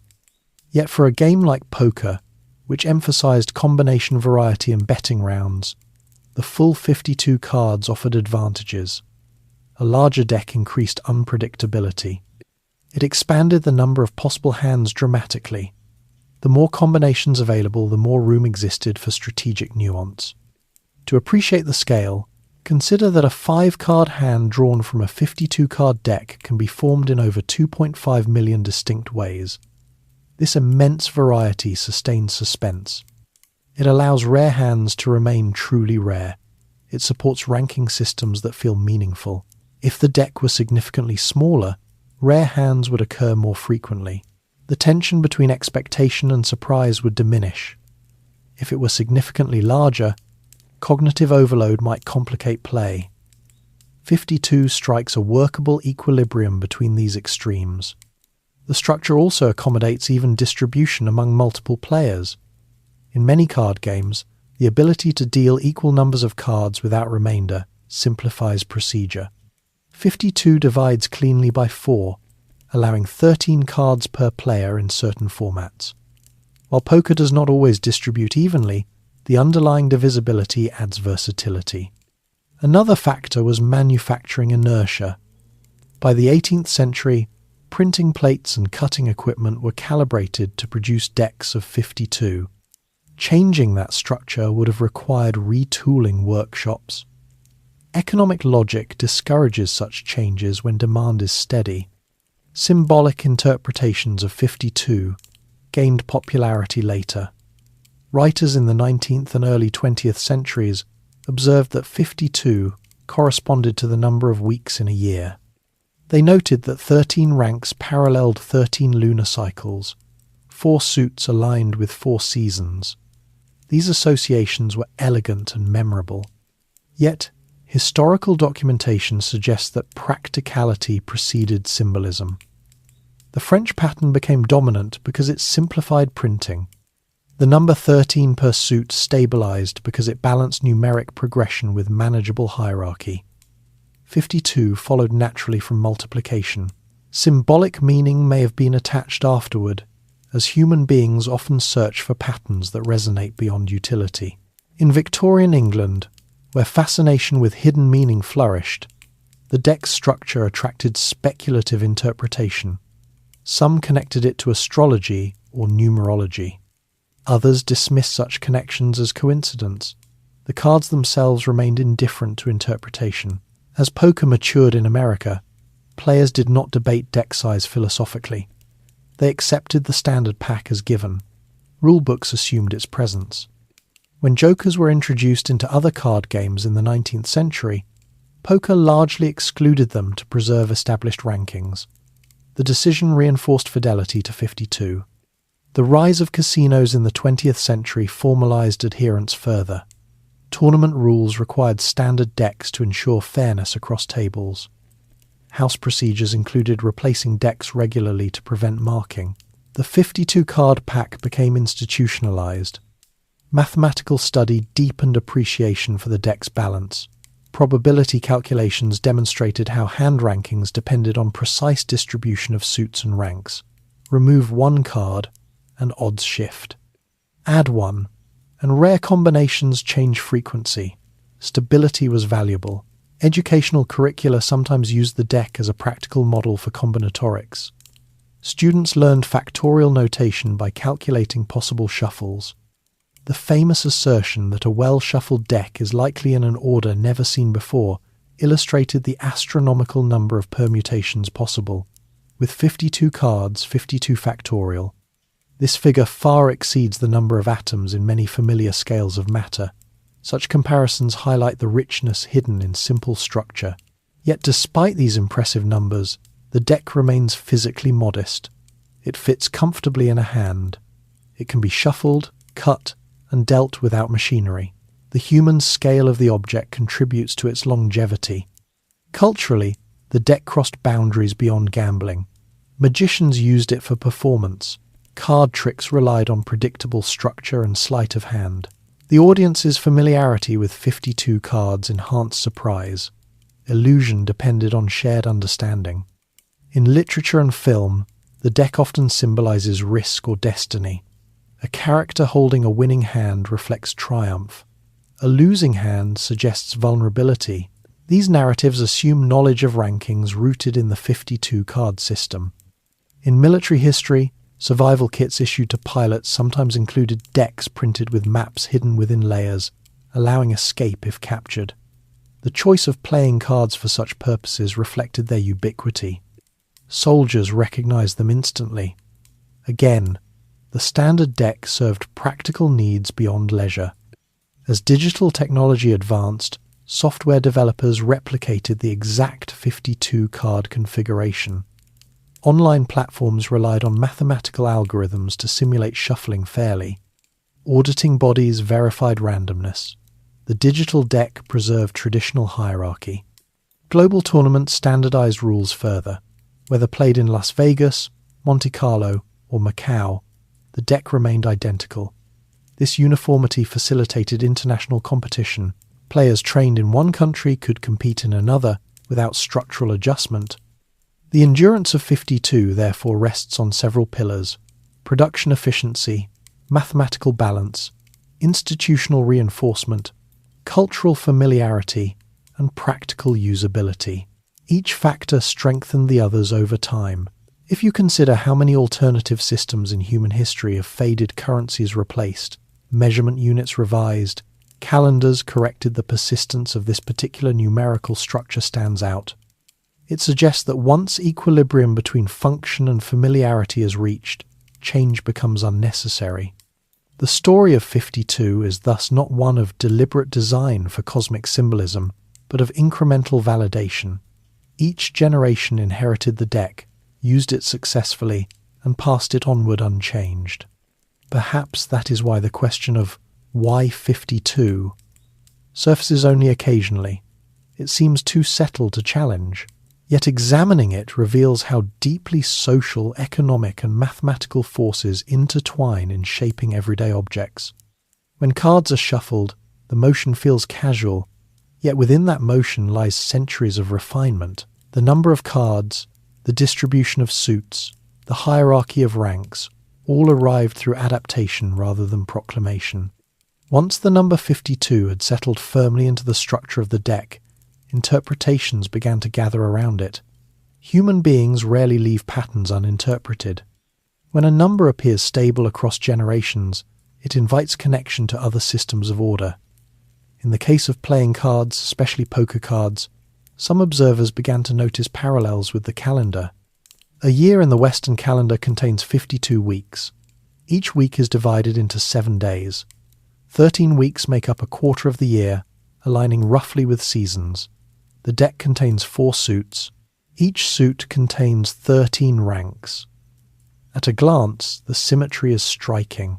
The idea that the deck was intentionally designed as a miniature calendar has appeared in popular explanations for centuries. The 4 suits represent the 4 seasons. The 13 ranks represent the 13 lunar cycles in a year. The 52 total cards represent the weeks. Add the values of the cards together, some have noted, and the sum can be made to reflect 365 with certain conventions. These interpretations are elegant, but historical evidence suggests they emerged after the deck structure had already stabilized. There is no surviving medieval decree stating that card makers designed 52 cards to mirror the year. Instead, printers and players sought functional balance. Once balance was achieved, symbolic meaning followed naturally. This does not make the symbolism irrelevant. It reveals something about cultural thinking. In early modern Europe, awareness of time was shaped by religious calendars. Feast days punctuated labour. Agricultural cycles marked seasons. The weekly rhythm of worship structured community life. A system of 52 units would not have felt unfamiliar. In rural communities, the year was experienced physically. Spring planting, summer harvest, autumn storage, winter rest. 13 weeks per season was a useful approximation, even if imperfect. The deck's division into 4 equal suits resonated with this quarterly rhythm.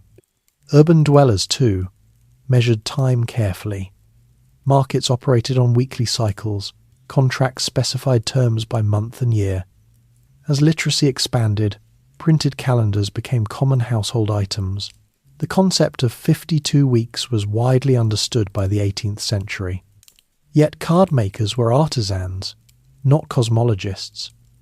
Their decisions were influenced more by printing efficiency and gameplay than by metaphysical alignment. The French suit system simplified production. 13 ranks allowed progression and hierarchy. The total emerged logically. Still, symbolic overlays can strengthen attachment. If a deck mirrors the year, even accidentally, it acquires poetic appeal. In the 19th century, when interest in numerology and hidden meaning flourished, such parallels were repeated in pamphlets and parlour discussions. Beyond the calendar interpretation, other symbolic frameworks appeared. Some writers proposed that the suits represented social classes: hearts for clergy, diamonds for merchants, clubs for labourers, spades for military. These associations varied across regions and periods. They reflect attempts to read society into the deck. The face cards also attracted speculation. In certain French decks, kings were named after historical or legendary figures such as Charlemagne or Julius Caesar. Whether these identifications were consistent across print runs is debated. What is clear is that viewers enjoyed attaching stories to the images. As poker gained prominence in the 19th century, these symbolic interpretations mattered less at the table. Players were concerned with probability, bluffing, and risk. Yet outside gameplay, cultural narratives persisted. In Victorian households, where moral instruction and symbolic interpretation were common in education, children sometimes learned allegorical meanings attached to everyday objects. Cards could be included in such lessons. The number 52 might be presented as evidence of hidden design within ordinary life. Across the Atlantic, in America, the symbolism of the deck merged with frontier narratives. The ace of spades gained particular visibility. In some military contexts, it was treated as a symbol of power or intimidation. During later conflicts, individual cards sometimes appeared in propaganda or morale-building materials. These uses built on existing familiarity. Mathematics, meanwhile, continued to explore the deck's internal order. Probability theory matured in the 19th and 20th centuries. Scholars analysed combinations, permutations, and expected values. The deck provided a controlled system for experimentation. The factorial calculation of 52, the number of possible unique shuffles, revealed a scale almost beyond comprehension. Even though players at home did not calculate such figures, awareness that each shuffle likely produced a previously unseen order added subtle depth to the act. The idea that a deck contains within it more possible arrangements than moments in human history is striking, yet the object remains simple. This paradox, vast possibility within modest form, may contribute to its cultural resonance. In modern educational contexts, teachers sometimes use the deck to demonstrate randomness and order simultaneously. A shuffled deck appears chaotic, yet its composition remains fixed. Structure underlies unpredictability. Religious perspectives on gambling have evolved unevenly. Some denominations maintain strict prohibitions. Others adopt more flexible stances. In many cases, the moral discussion centers not on the number of cards, but on the behavior surrounding them. The deck's internal symmetry rarely enters theological debate. In the digital age, calendar symbolism has largely faded from popular discussion. Online players focus on strategy rather than numerology. Yet occasional articles revive the idea that the deck encodes the year. These interpretations continue to circulate because they are memorable. If you pause for a moment and imagine the year divided into weeks, and then picture the deck divided into suits, the parallel feels tidy. Whether intentional or not, the alignment offers a sense of completeness. Cultural objects often accumulate meaning beyond their origin. A simple structure can become layered through repetition. The 52-card deck demonstrates how utility and symbolism coexist without contradiction. Consider also how the deck organizes value. The ace can function as low or high depending on the game. This flexibility mirrors broader human systems where rank depends on context. In poker, the ace's dual role increases strategic range without altering structure. The endurance of the 52-card deck through centuries of political upheaval, technological revolution, and cultural change suggests that its balance satisfies multiple needs at once. It supports complex games. It invites interpretation. It remains easy to produce and transport. You might ask yourself, quietly, whether stability itself carries meaning. Does a structure persist because it reflects cosmic order, or because it works effectively? Perhaps the distinction matters less than the outcome. In practical terms, the reasons for 52 are grounded in convergence, economic efficiency, mathematical depth, ease of division, and historical continuity. Symbolic associations with the calendar may have strengthened attachment, but they were not required for survival. As the symbolic interpretations of the deck accumulated, another element quietly matured within its structure: the face cards. Kings, queens, and jacks did not merely decorate the deck, they carried with them centuries of political imagination. Their presence reflected how societies understood hierarchy, authority, and role. In the earliest European decks derived from Islamic models, court cards did not always include queens. Some early Mamluk decks featured 3 court ranks: king, deputy king, and second deputy. These were represented through calligraphy rather than human images.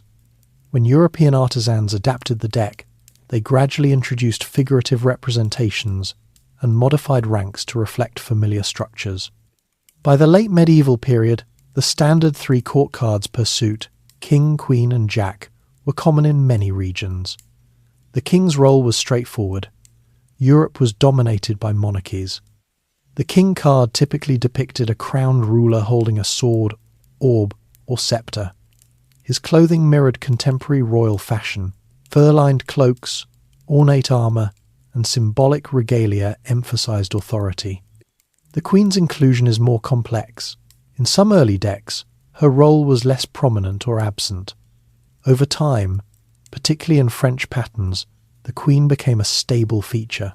This inclusion reflected shifting social visibility of royal women. Queens wielded political influence through marriage alliances, regency, and court presence. Their appearance in the deck signalled recognition of their place within hierarchy. The jack, originally called the knave in English, represented a subordinate court figure, often a servant or soldier. The term jack gained popularity partly to avoid confusion with the king when abbreviated in writing.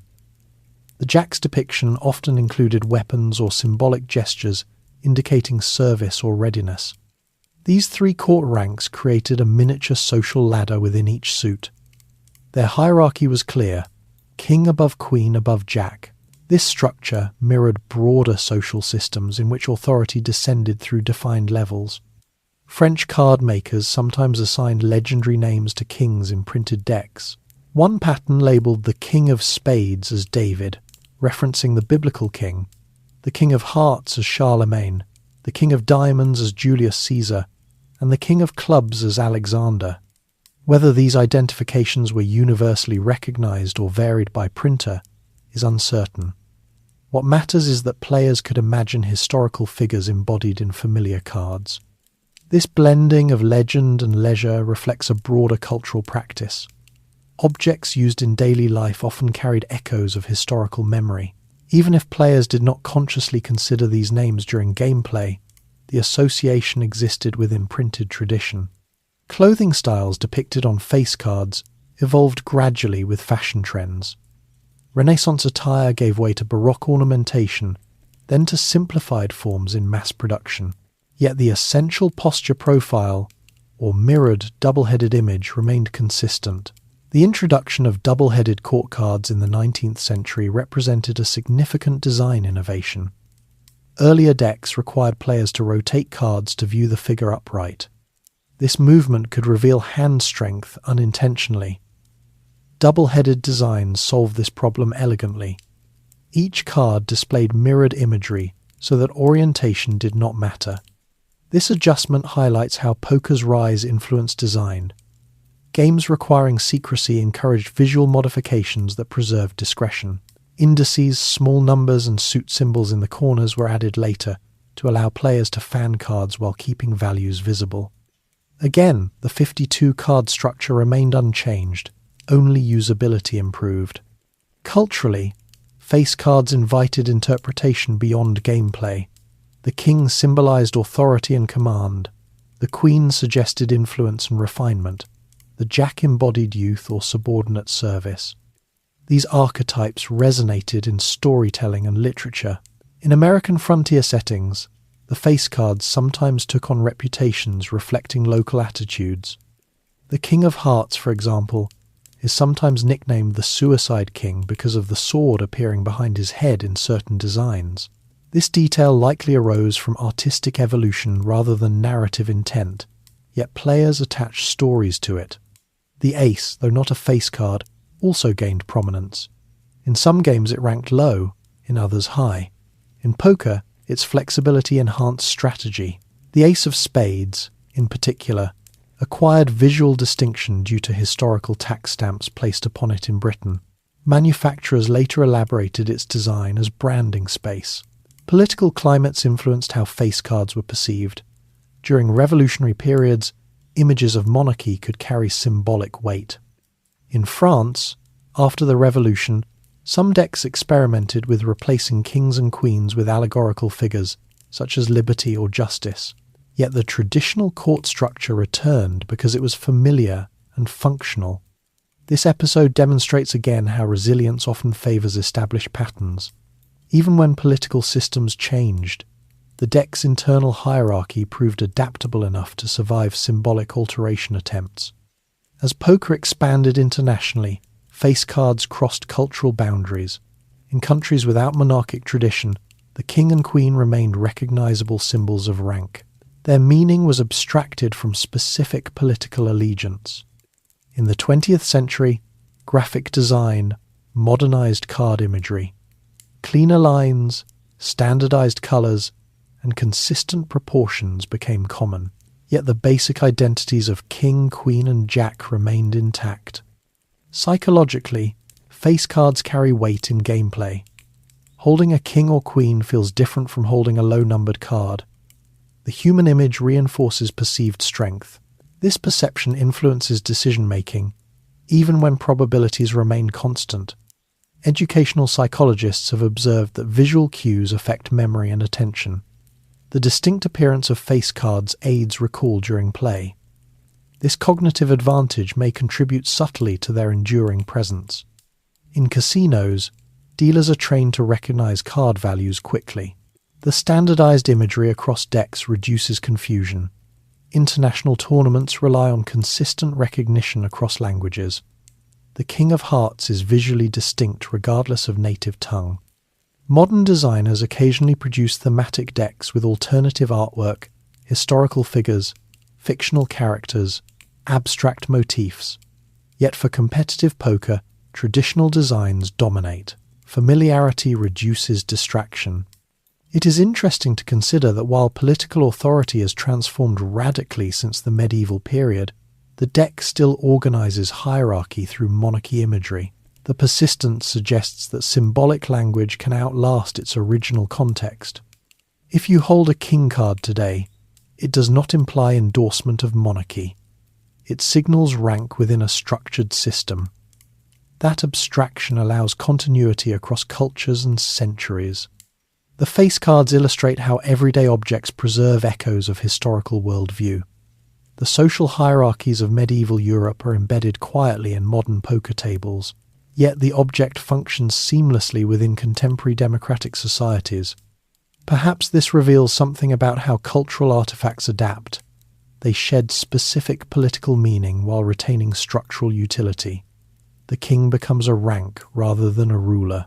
The queen becomes a value rather than a sovereign. As poker settled into the 20th century with its structure intact and its imagery refined, the environment surrounding the game continued to change in ways that revealed both its resilience and its vulnerabilities. The 52-card deck did not evolve further in form, but the stakes associated with it grew larger, more visible, and more complex. In the early decades of the 20th century, gambling culture in the United States operated in uneven legal terrain. Some cities tolerated gambling districts, while others pursued reform campaigns to suppress them. Political machines in urban centres occasionally protected gambling houses in exchange for revenue or influence. Elsewhere, law enforcement raided card rooms in response to public pressure. Economic forces shaped participation. During periods of financial instability, particularly the Great Depression, gambling sometimes increased among those seeking sudden reversal of fortune. For others, it remained modest recreation. The deck did not discriminate between desperation and leisure. It offered the same combinations regardless of circumstance. The cultural perception of poker shifted gradually from frontier roughness to competitive skill. As casinos in Nevada expanded after legalization in 1931, poker rooms became more formalized. Dealers were trained to enforce rules consistently. Tables were standardized in size and layout. Chips replaced informal currency. Surveillance mechanisms monitored play. The presence of a dealer introduced a structured authority at the table. While poker remained a contest among players, the dealer ensured order. The 52-card deck passed through trained hands before reaching participants. This procedural layer reinforced fairness and predictability. Televised poker tournaments later amplified this formalization.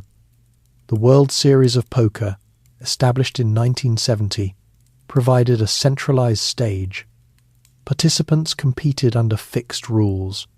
Broadcast coverage in later decades revealed hole cards to viewers through concealed cameras, creating a new spectator experience. The internal structure of the deck remained unchanged, but its visibility expanded dramatically. The mathematics underlying poker gained mainstream attention.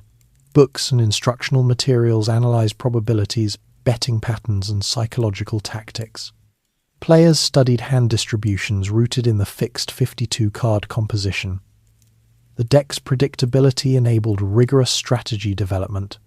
Meanwhile, online poker platforms emerged in the late 1990s and early 2000s. Digital interfaces simulated the shuffle and deal through algorithms tested for randomness. Regulatory debates followed. Governments considered how to tax and oversee online gambling. The deck, whether physical or virtual, retained identical structure. Economic accessibility broadened participation. Online platforms allowed entry at minimal stakes.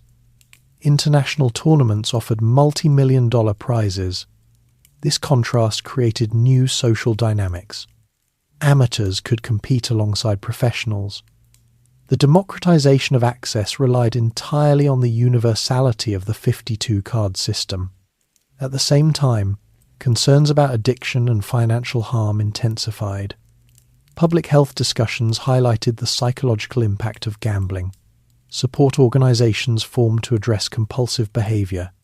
In these debates, the deck itself was rarely the focus. The conversation centered on human decision-making and regulation.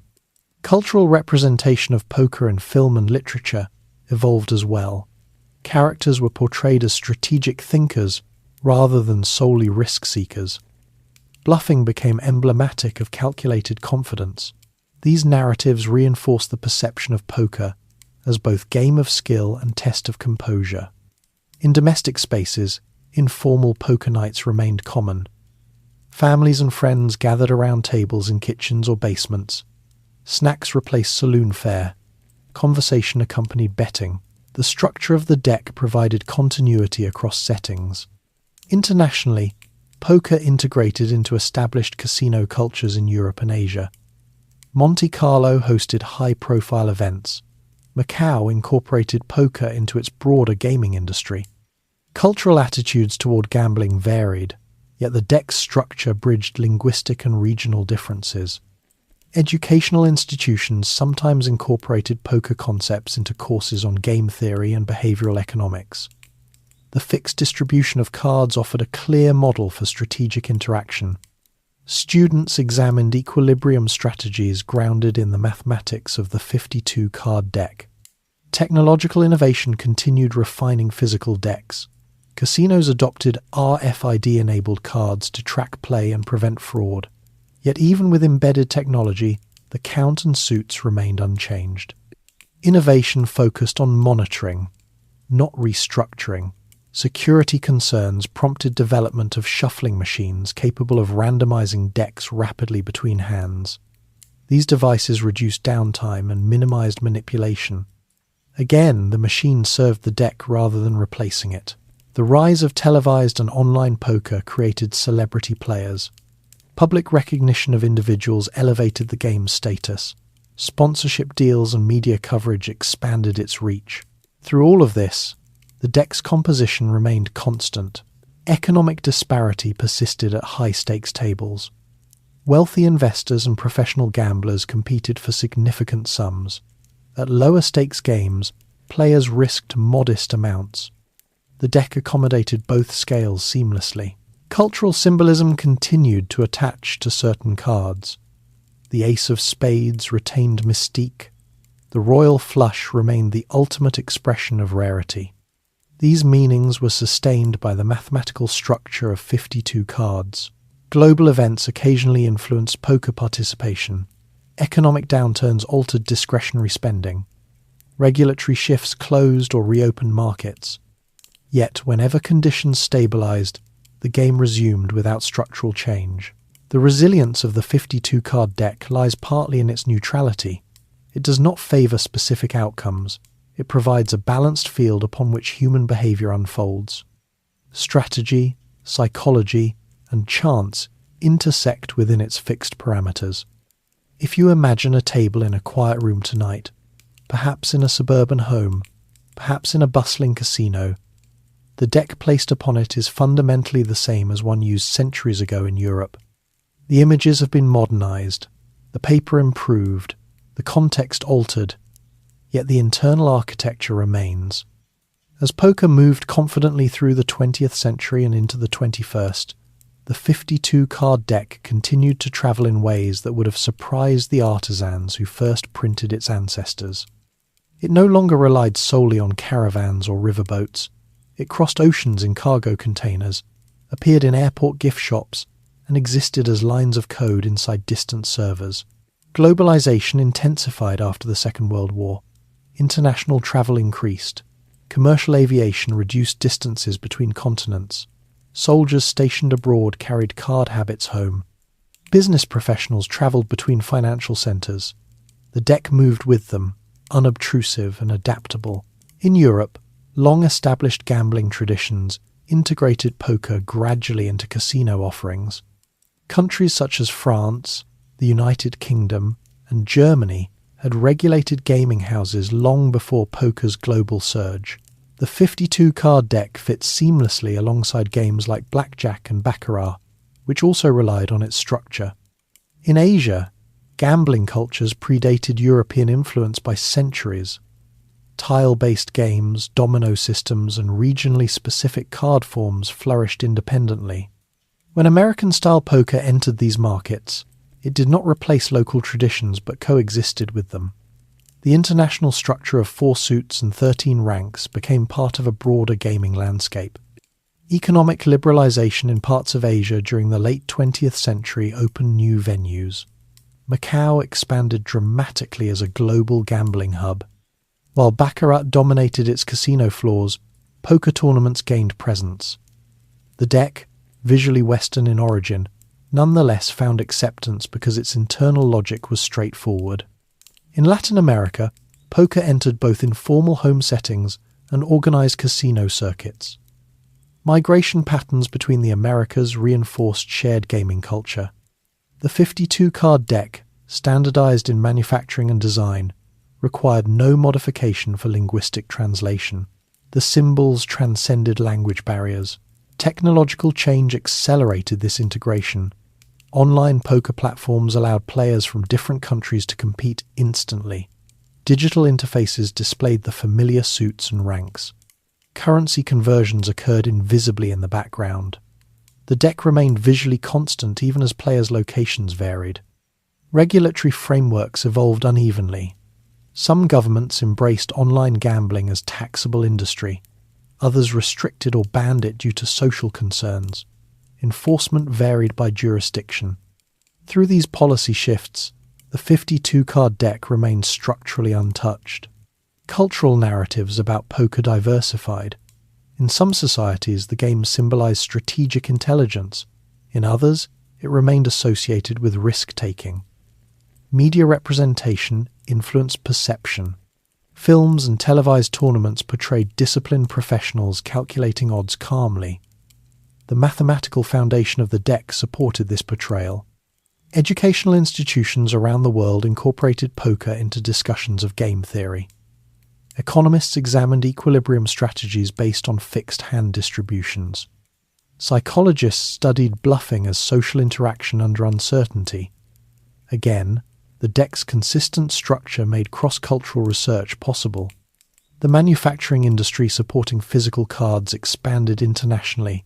Companies in Europe, North America, and Asia produced decks adhering to global standards. Quality differences existed, but suit shapes and rank order remained identical. The portability of the deck continued to matter. In regions with limited digital infrastructure, physical cards required no electricity or internet. They could be used in rural communities as easily as in urban centres. The object's simplicity ensured accessibility. Cultural exchange occasionally influenced aesthetic variation. Some decks featured artwork reflecting local heritage, traditional clothing, regional symbols, or national landmarks. Yet for competitive poker, standardized imagery persisted to avoid distraction. As global tournaments grew in prize value, sponsorship and branding intensified. Professional players represented companies and online platforms. Television coverage translated commentary into multiple languages. The shared understanding of 52 cards enabled spectators worldwide to follow gameplay without confusion. Economic pressures influenced participation patterns. High-stakes tournaments attracted international elites. Lower-stakes games remained widespread among casual players. The deck accommodated both without structural change. Public health discussions about gambling addiction expanded globally. Support networks formed in multiple countries. Research examined behavioral patterns associated with online play. The deck itself was rarely contested. The focus remained on regulation and education. Meanwhile, informal play persisted across cultures. Families in different countries gathered around tables during holidays. Students in university dormitories organized small tournaments. Travelers carried decks in backpacks. The same 52 cards moved through these varied contexts. If you imagine a traveller in the early 21st century sitting in a cafe in Buenos Aires, another in a high-rise apartment in Tokyo, and another in a suburban home in Toronto. Each might shuffle a deck identical in structure.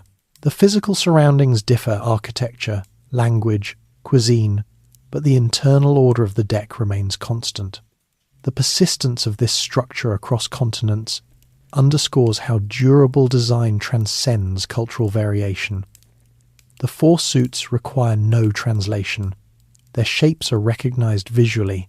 The hierarchy of ranks is intuitive after minimal exposure. Global digital platforms reinforce this uniformity.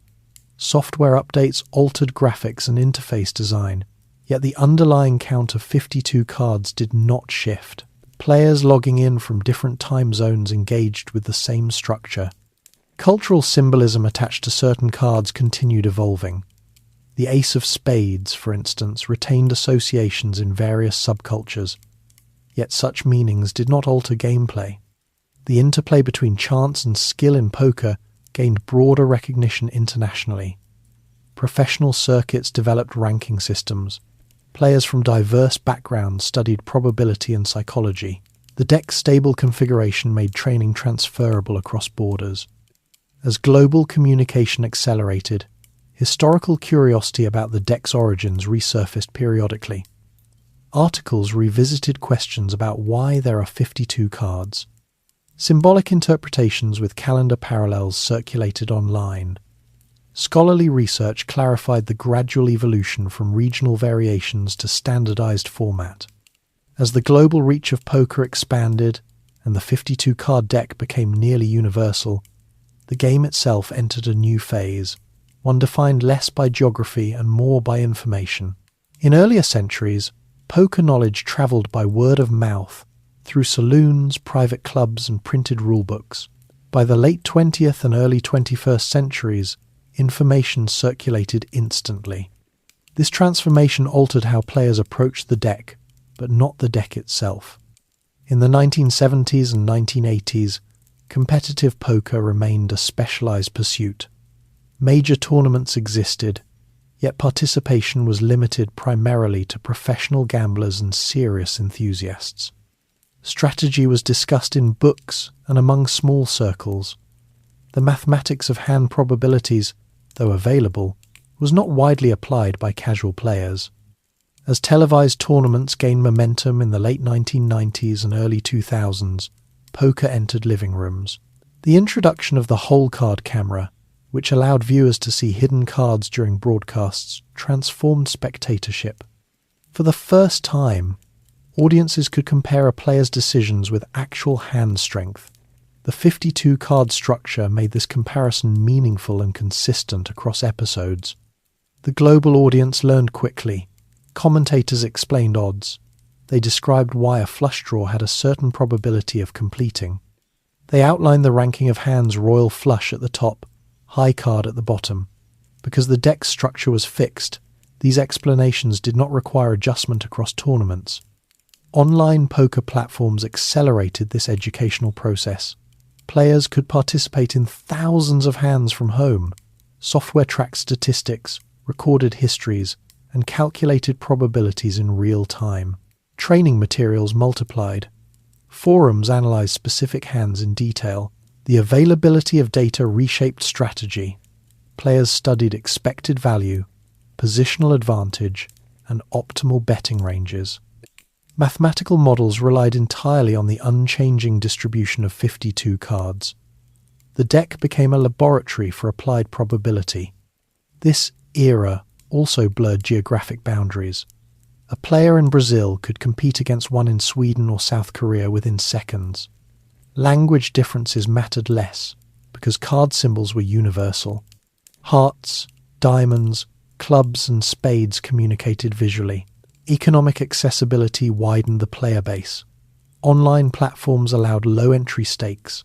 Satellite tournaments enabled modest buy-ins to lead to major events. The famous example of an amateur winning a world championship after qualifying online captured public imagination.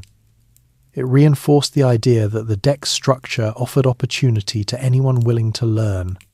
Yet this democratization also intensified competition.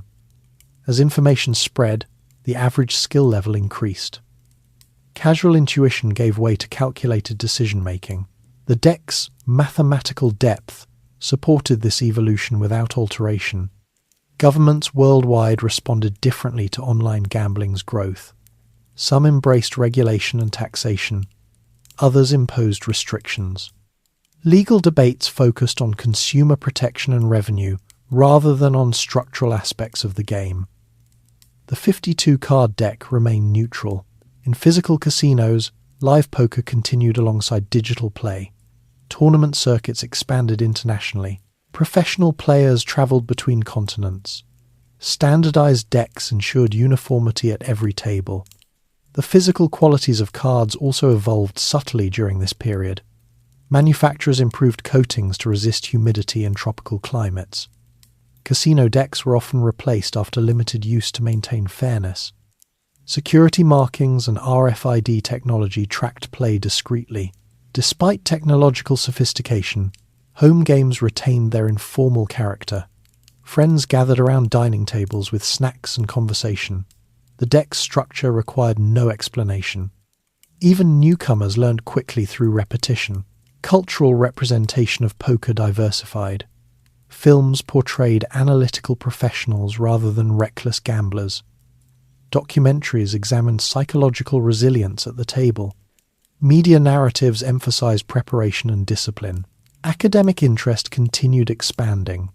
Game theory research used poker as a model for imperfect information scenarios. Artificial intelligence programs were developed to play poker competitively. These algorithms relied on exhaustive analysis of 52 card combinations. When AI systems achieved success against human professionals, it underscored the deck's suitability for complex modeling. The deck's endurance across physical and digital realms reveals how design stability can support innovation around it. Software may change, platforms may evolve, but the core configuration persists. Symbolism attached to certain hands deepened culturally. A royal flush retained near mythical status. A pair of aces, often called pocket rockets, carried immediate significance. These nicknames arose organically from shared experience, grounded in the fixed ranking system. If you pause and consider how many human systems undergo constant revision, technological standards, communication protocols, financial instruments, the unchanged composition of the poker deck stands out. It suggests that once a structure balances probability, usability, and production efficiency, revision becomes unnecessary. The human element at the table, however, continues to shift. Players from different cultural backgrounds bring distinct attitudes toward risk. Some emphasize patience, others favor aggression. The deck accommodates all styles equally. As global tournaments awarded larger prizes, sponsorship deals and media presence grew. Professional players became public figures, yet the object they relied upon remained unchanged from centuries prior. As poker matured within global circuits and digital platforms, its cultural position shifted again. What had once been viewed primarily as gambling began to be described more frequently as a competitive discipline. The 52-card deck did not change in composition, yet its reputation evolved through association with analysis, endurance, and psychological control. In the late 20th and early 21st centuries, professional poker players approached the game with structured training. Study groups formed. Strategy discussions became systematic. Probability charts were memorized. Software simulated millions of hands to test decisions. The deck's fixed architecture allowed for this level of scrutiny. Unlike games of pure chance, poker rewards interpretation of incomplete information. The 52-card structure creates predictable mathematical boundaries within which uncertainty operates. This balance between order and unpredictability distinguishes poker from simpler wagering games. Economic forces influenced this reframing. As televised tournaments attracted sponsorship and advertising, media outlets emphasized skill to legitimize coverage. Viewers learned terminology outs, equity, pot odds. The deck's consistency made these explanations transferable across events. In casinos, tournament organization became highly standardized. Blind structures were scheduled carefully. Seating arrangements rotated to maintain fairness. Decks were inspected regularly. The physical handling of cards followed precise procedures to prevent bias or manipulation. Clothing at high-profile tournaments reflected the game's professionalization. Players wore branded apparel. Some adopted neutral attire to conceal personal cues. The environment shifted from smoky saloons to climate-controlled halls with broadcast lighting, yet the cards themselves retained familiar design. Meanwhile, informal poker persisted outside formal settings. University students played low-stakes games in dormitories. Families continued holiday tournaments. The deck adapted seamlessly to casual laughter and to silent concentration alike. Globalization broadened representation within professional ranks. Players from Europe, Asia, Latin America, and Africa appeared at final tables. Language differences were overcome through shared card vocabulary. Hearts and spades required no translation. Artificial intelligence research advanced significantly during this period. Computer scientists developed programs capable of analyzing enormous decision trees based on 52 card distributions. When AI systems defeated elite human players in specific poker formats, observers noted that the deck's finite yet vast complexity provided ideal testing ground. This interaction between human intuition and algorithmic precision highlighted the deck's unique properties. Its fixed size allowed exhaustive modeling. Its probabilistic depth prevented trivial solutions. It balanced structure and uncertainty in ways suitable for both recreation and research. Economic volatility occasionally influenced poker's popularity. Financial downturns reduced discretionary spending. Regulatory changes affected online access. Yet participation rebounded when conditions stabilized. The deck's portability and low infrastructure requirements sustained resilience. Cultural narratives around poker diversified further. Memoirs by professional players described discipline rather than recklessness. Psychological resilience, maintaining composure after loss, became central theme. The concept of variance, rooted in probability, entered public conversation. The 52-card deck supported these narratives because it creates streaks and reversals naturally. Over short periods, outcomes can appear uneven. Over long periods, statistical balance emerges. This dynamic reinforces lessons about patience and risk management. In educational contexts, instructors sometimes use poker hands to illustrate broader decision-making principles. Students learn to distinguish between outcome and process. A correct decision may yield unfavorable result due to randomness, yet remain mathematically sound. The deck structure provides clear examples. Despite professionalization, gambling risk remains inherent. Regulatory bodies continue monitoring casinos and online platforms. Responsible gaming initiatives emphasize limits. The deck itself remains a neutral instrument within these frameworks. Technological innovations such as mobile apps expanded access further. Players could join games from smartphones. The virtual deck displayed familiar suits and ranks in compact digital form. The tactile sensation of physical cards was replaced by touchscreen interaction, yet the underlying count persisted. Cultural artifacts referencing poker multiplied. Fashion incorporated suit symbols. Advertising campaigns invoked "playing your cards right" as metaphor. Such phrases depend on widespread recognition of the deck's hierarchy. If you imagine a modern tournament hall filled with hundreds of players under bright lights, the scene differs dramatically from medieval workshops or frontier saloons. Yet when the dealer shuffles, the same 52-card system governs every table. As poker continued to adapt to new environments, the conversation surrounding it grew more analytical. The 52-card deck, long accepted as fixed structure, became the foundation for increasingly sophisticated inquiry. Mathematicians, economists, psychologists, and computer scientists examined it not as novelty but as stable model of decision-making under uncertainty. Game theory, a field developed in the 20th century, found in poker a practical laboratory. Unlike chess, where all information is visible, poker operates under partial information. Each player sees only their own cards and shared community cards. The 52-card deck ensures that uncertainty remains measurable. The distribution of unseen cards follows strict combinatorial logic. Researchers explored equilibrium strategies, methods that cannot be exploited easily if executed consistently. These strategies rely on understanding frequencies of hands derived from 52 cards. The stability of the deck makes long-term modelling feasible. If the number of suits or ranks changed, equilibrium calculations would require revision. Because the deck remains unchanged, theory accumulates rather than resets. Psychological research also deepened. Bluffing became subject of formal study. Investigators analysed facial expression, timing, betting patterns, and emotional regulation. The deck's structure ensures that any given bluff occurs within defined statistical context. A weak hand may become powerful if opponents fold. This interplay between mathematics and perception rests entirely on the fixed card system. Artificial intelligence programs advanced further during this period. After initial successes in limited poker formats, more complex variants were modelled. Algorithms trained by playing millions of simulated hands against themselves, refining strategy iteratively.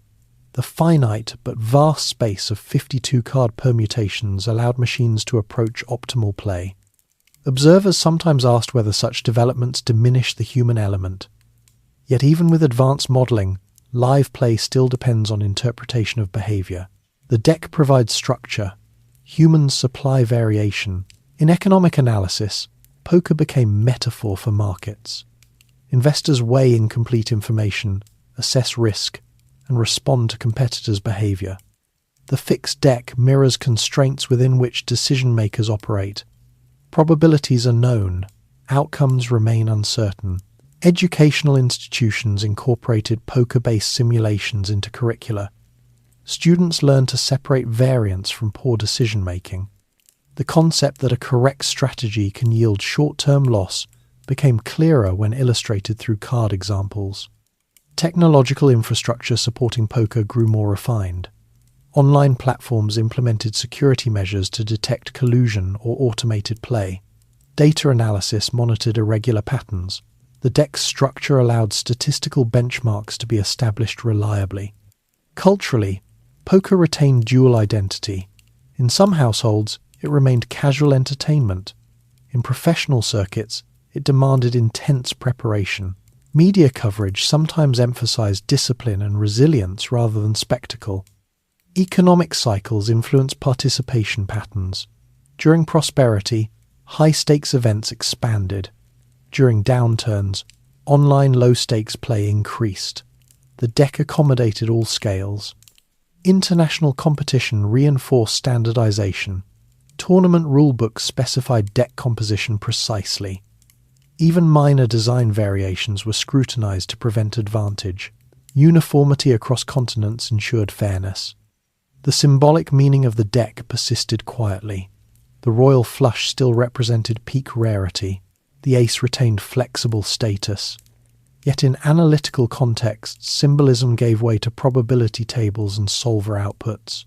If you pause and consider the act of shuffling, whether by hand or machine, you might notice how each shuffle rearranges the same elements into new order. That capacity for endless variation within fixed bounds underlies much of poker's appeal. After centuries of travel, adaptation, regulation, reinvention, and reinterpretation, the 52-card deck rests today in a curious position. It is at once historical artifact and contemporary tool.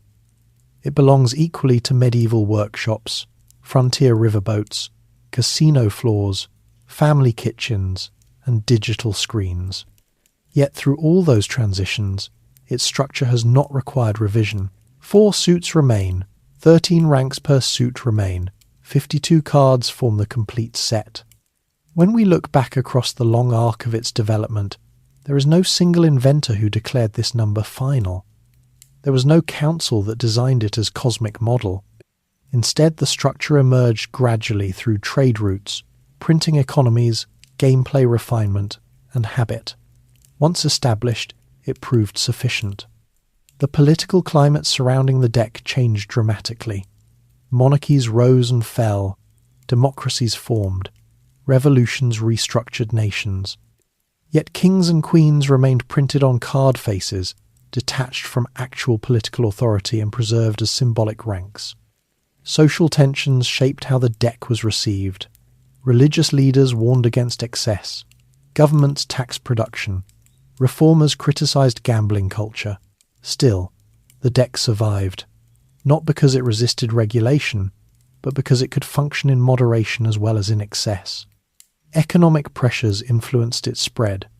Cheap production made it accessible. Industrial manufacturing standardized it. Casinos institutionalized it.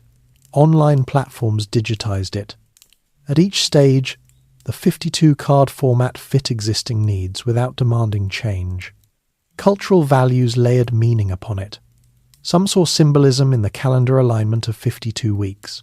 Others saw reflections of social hierarchy in suits and court cards.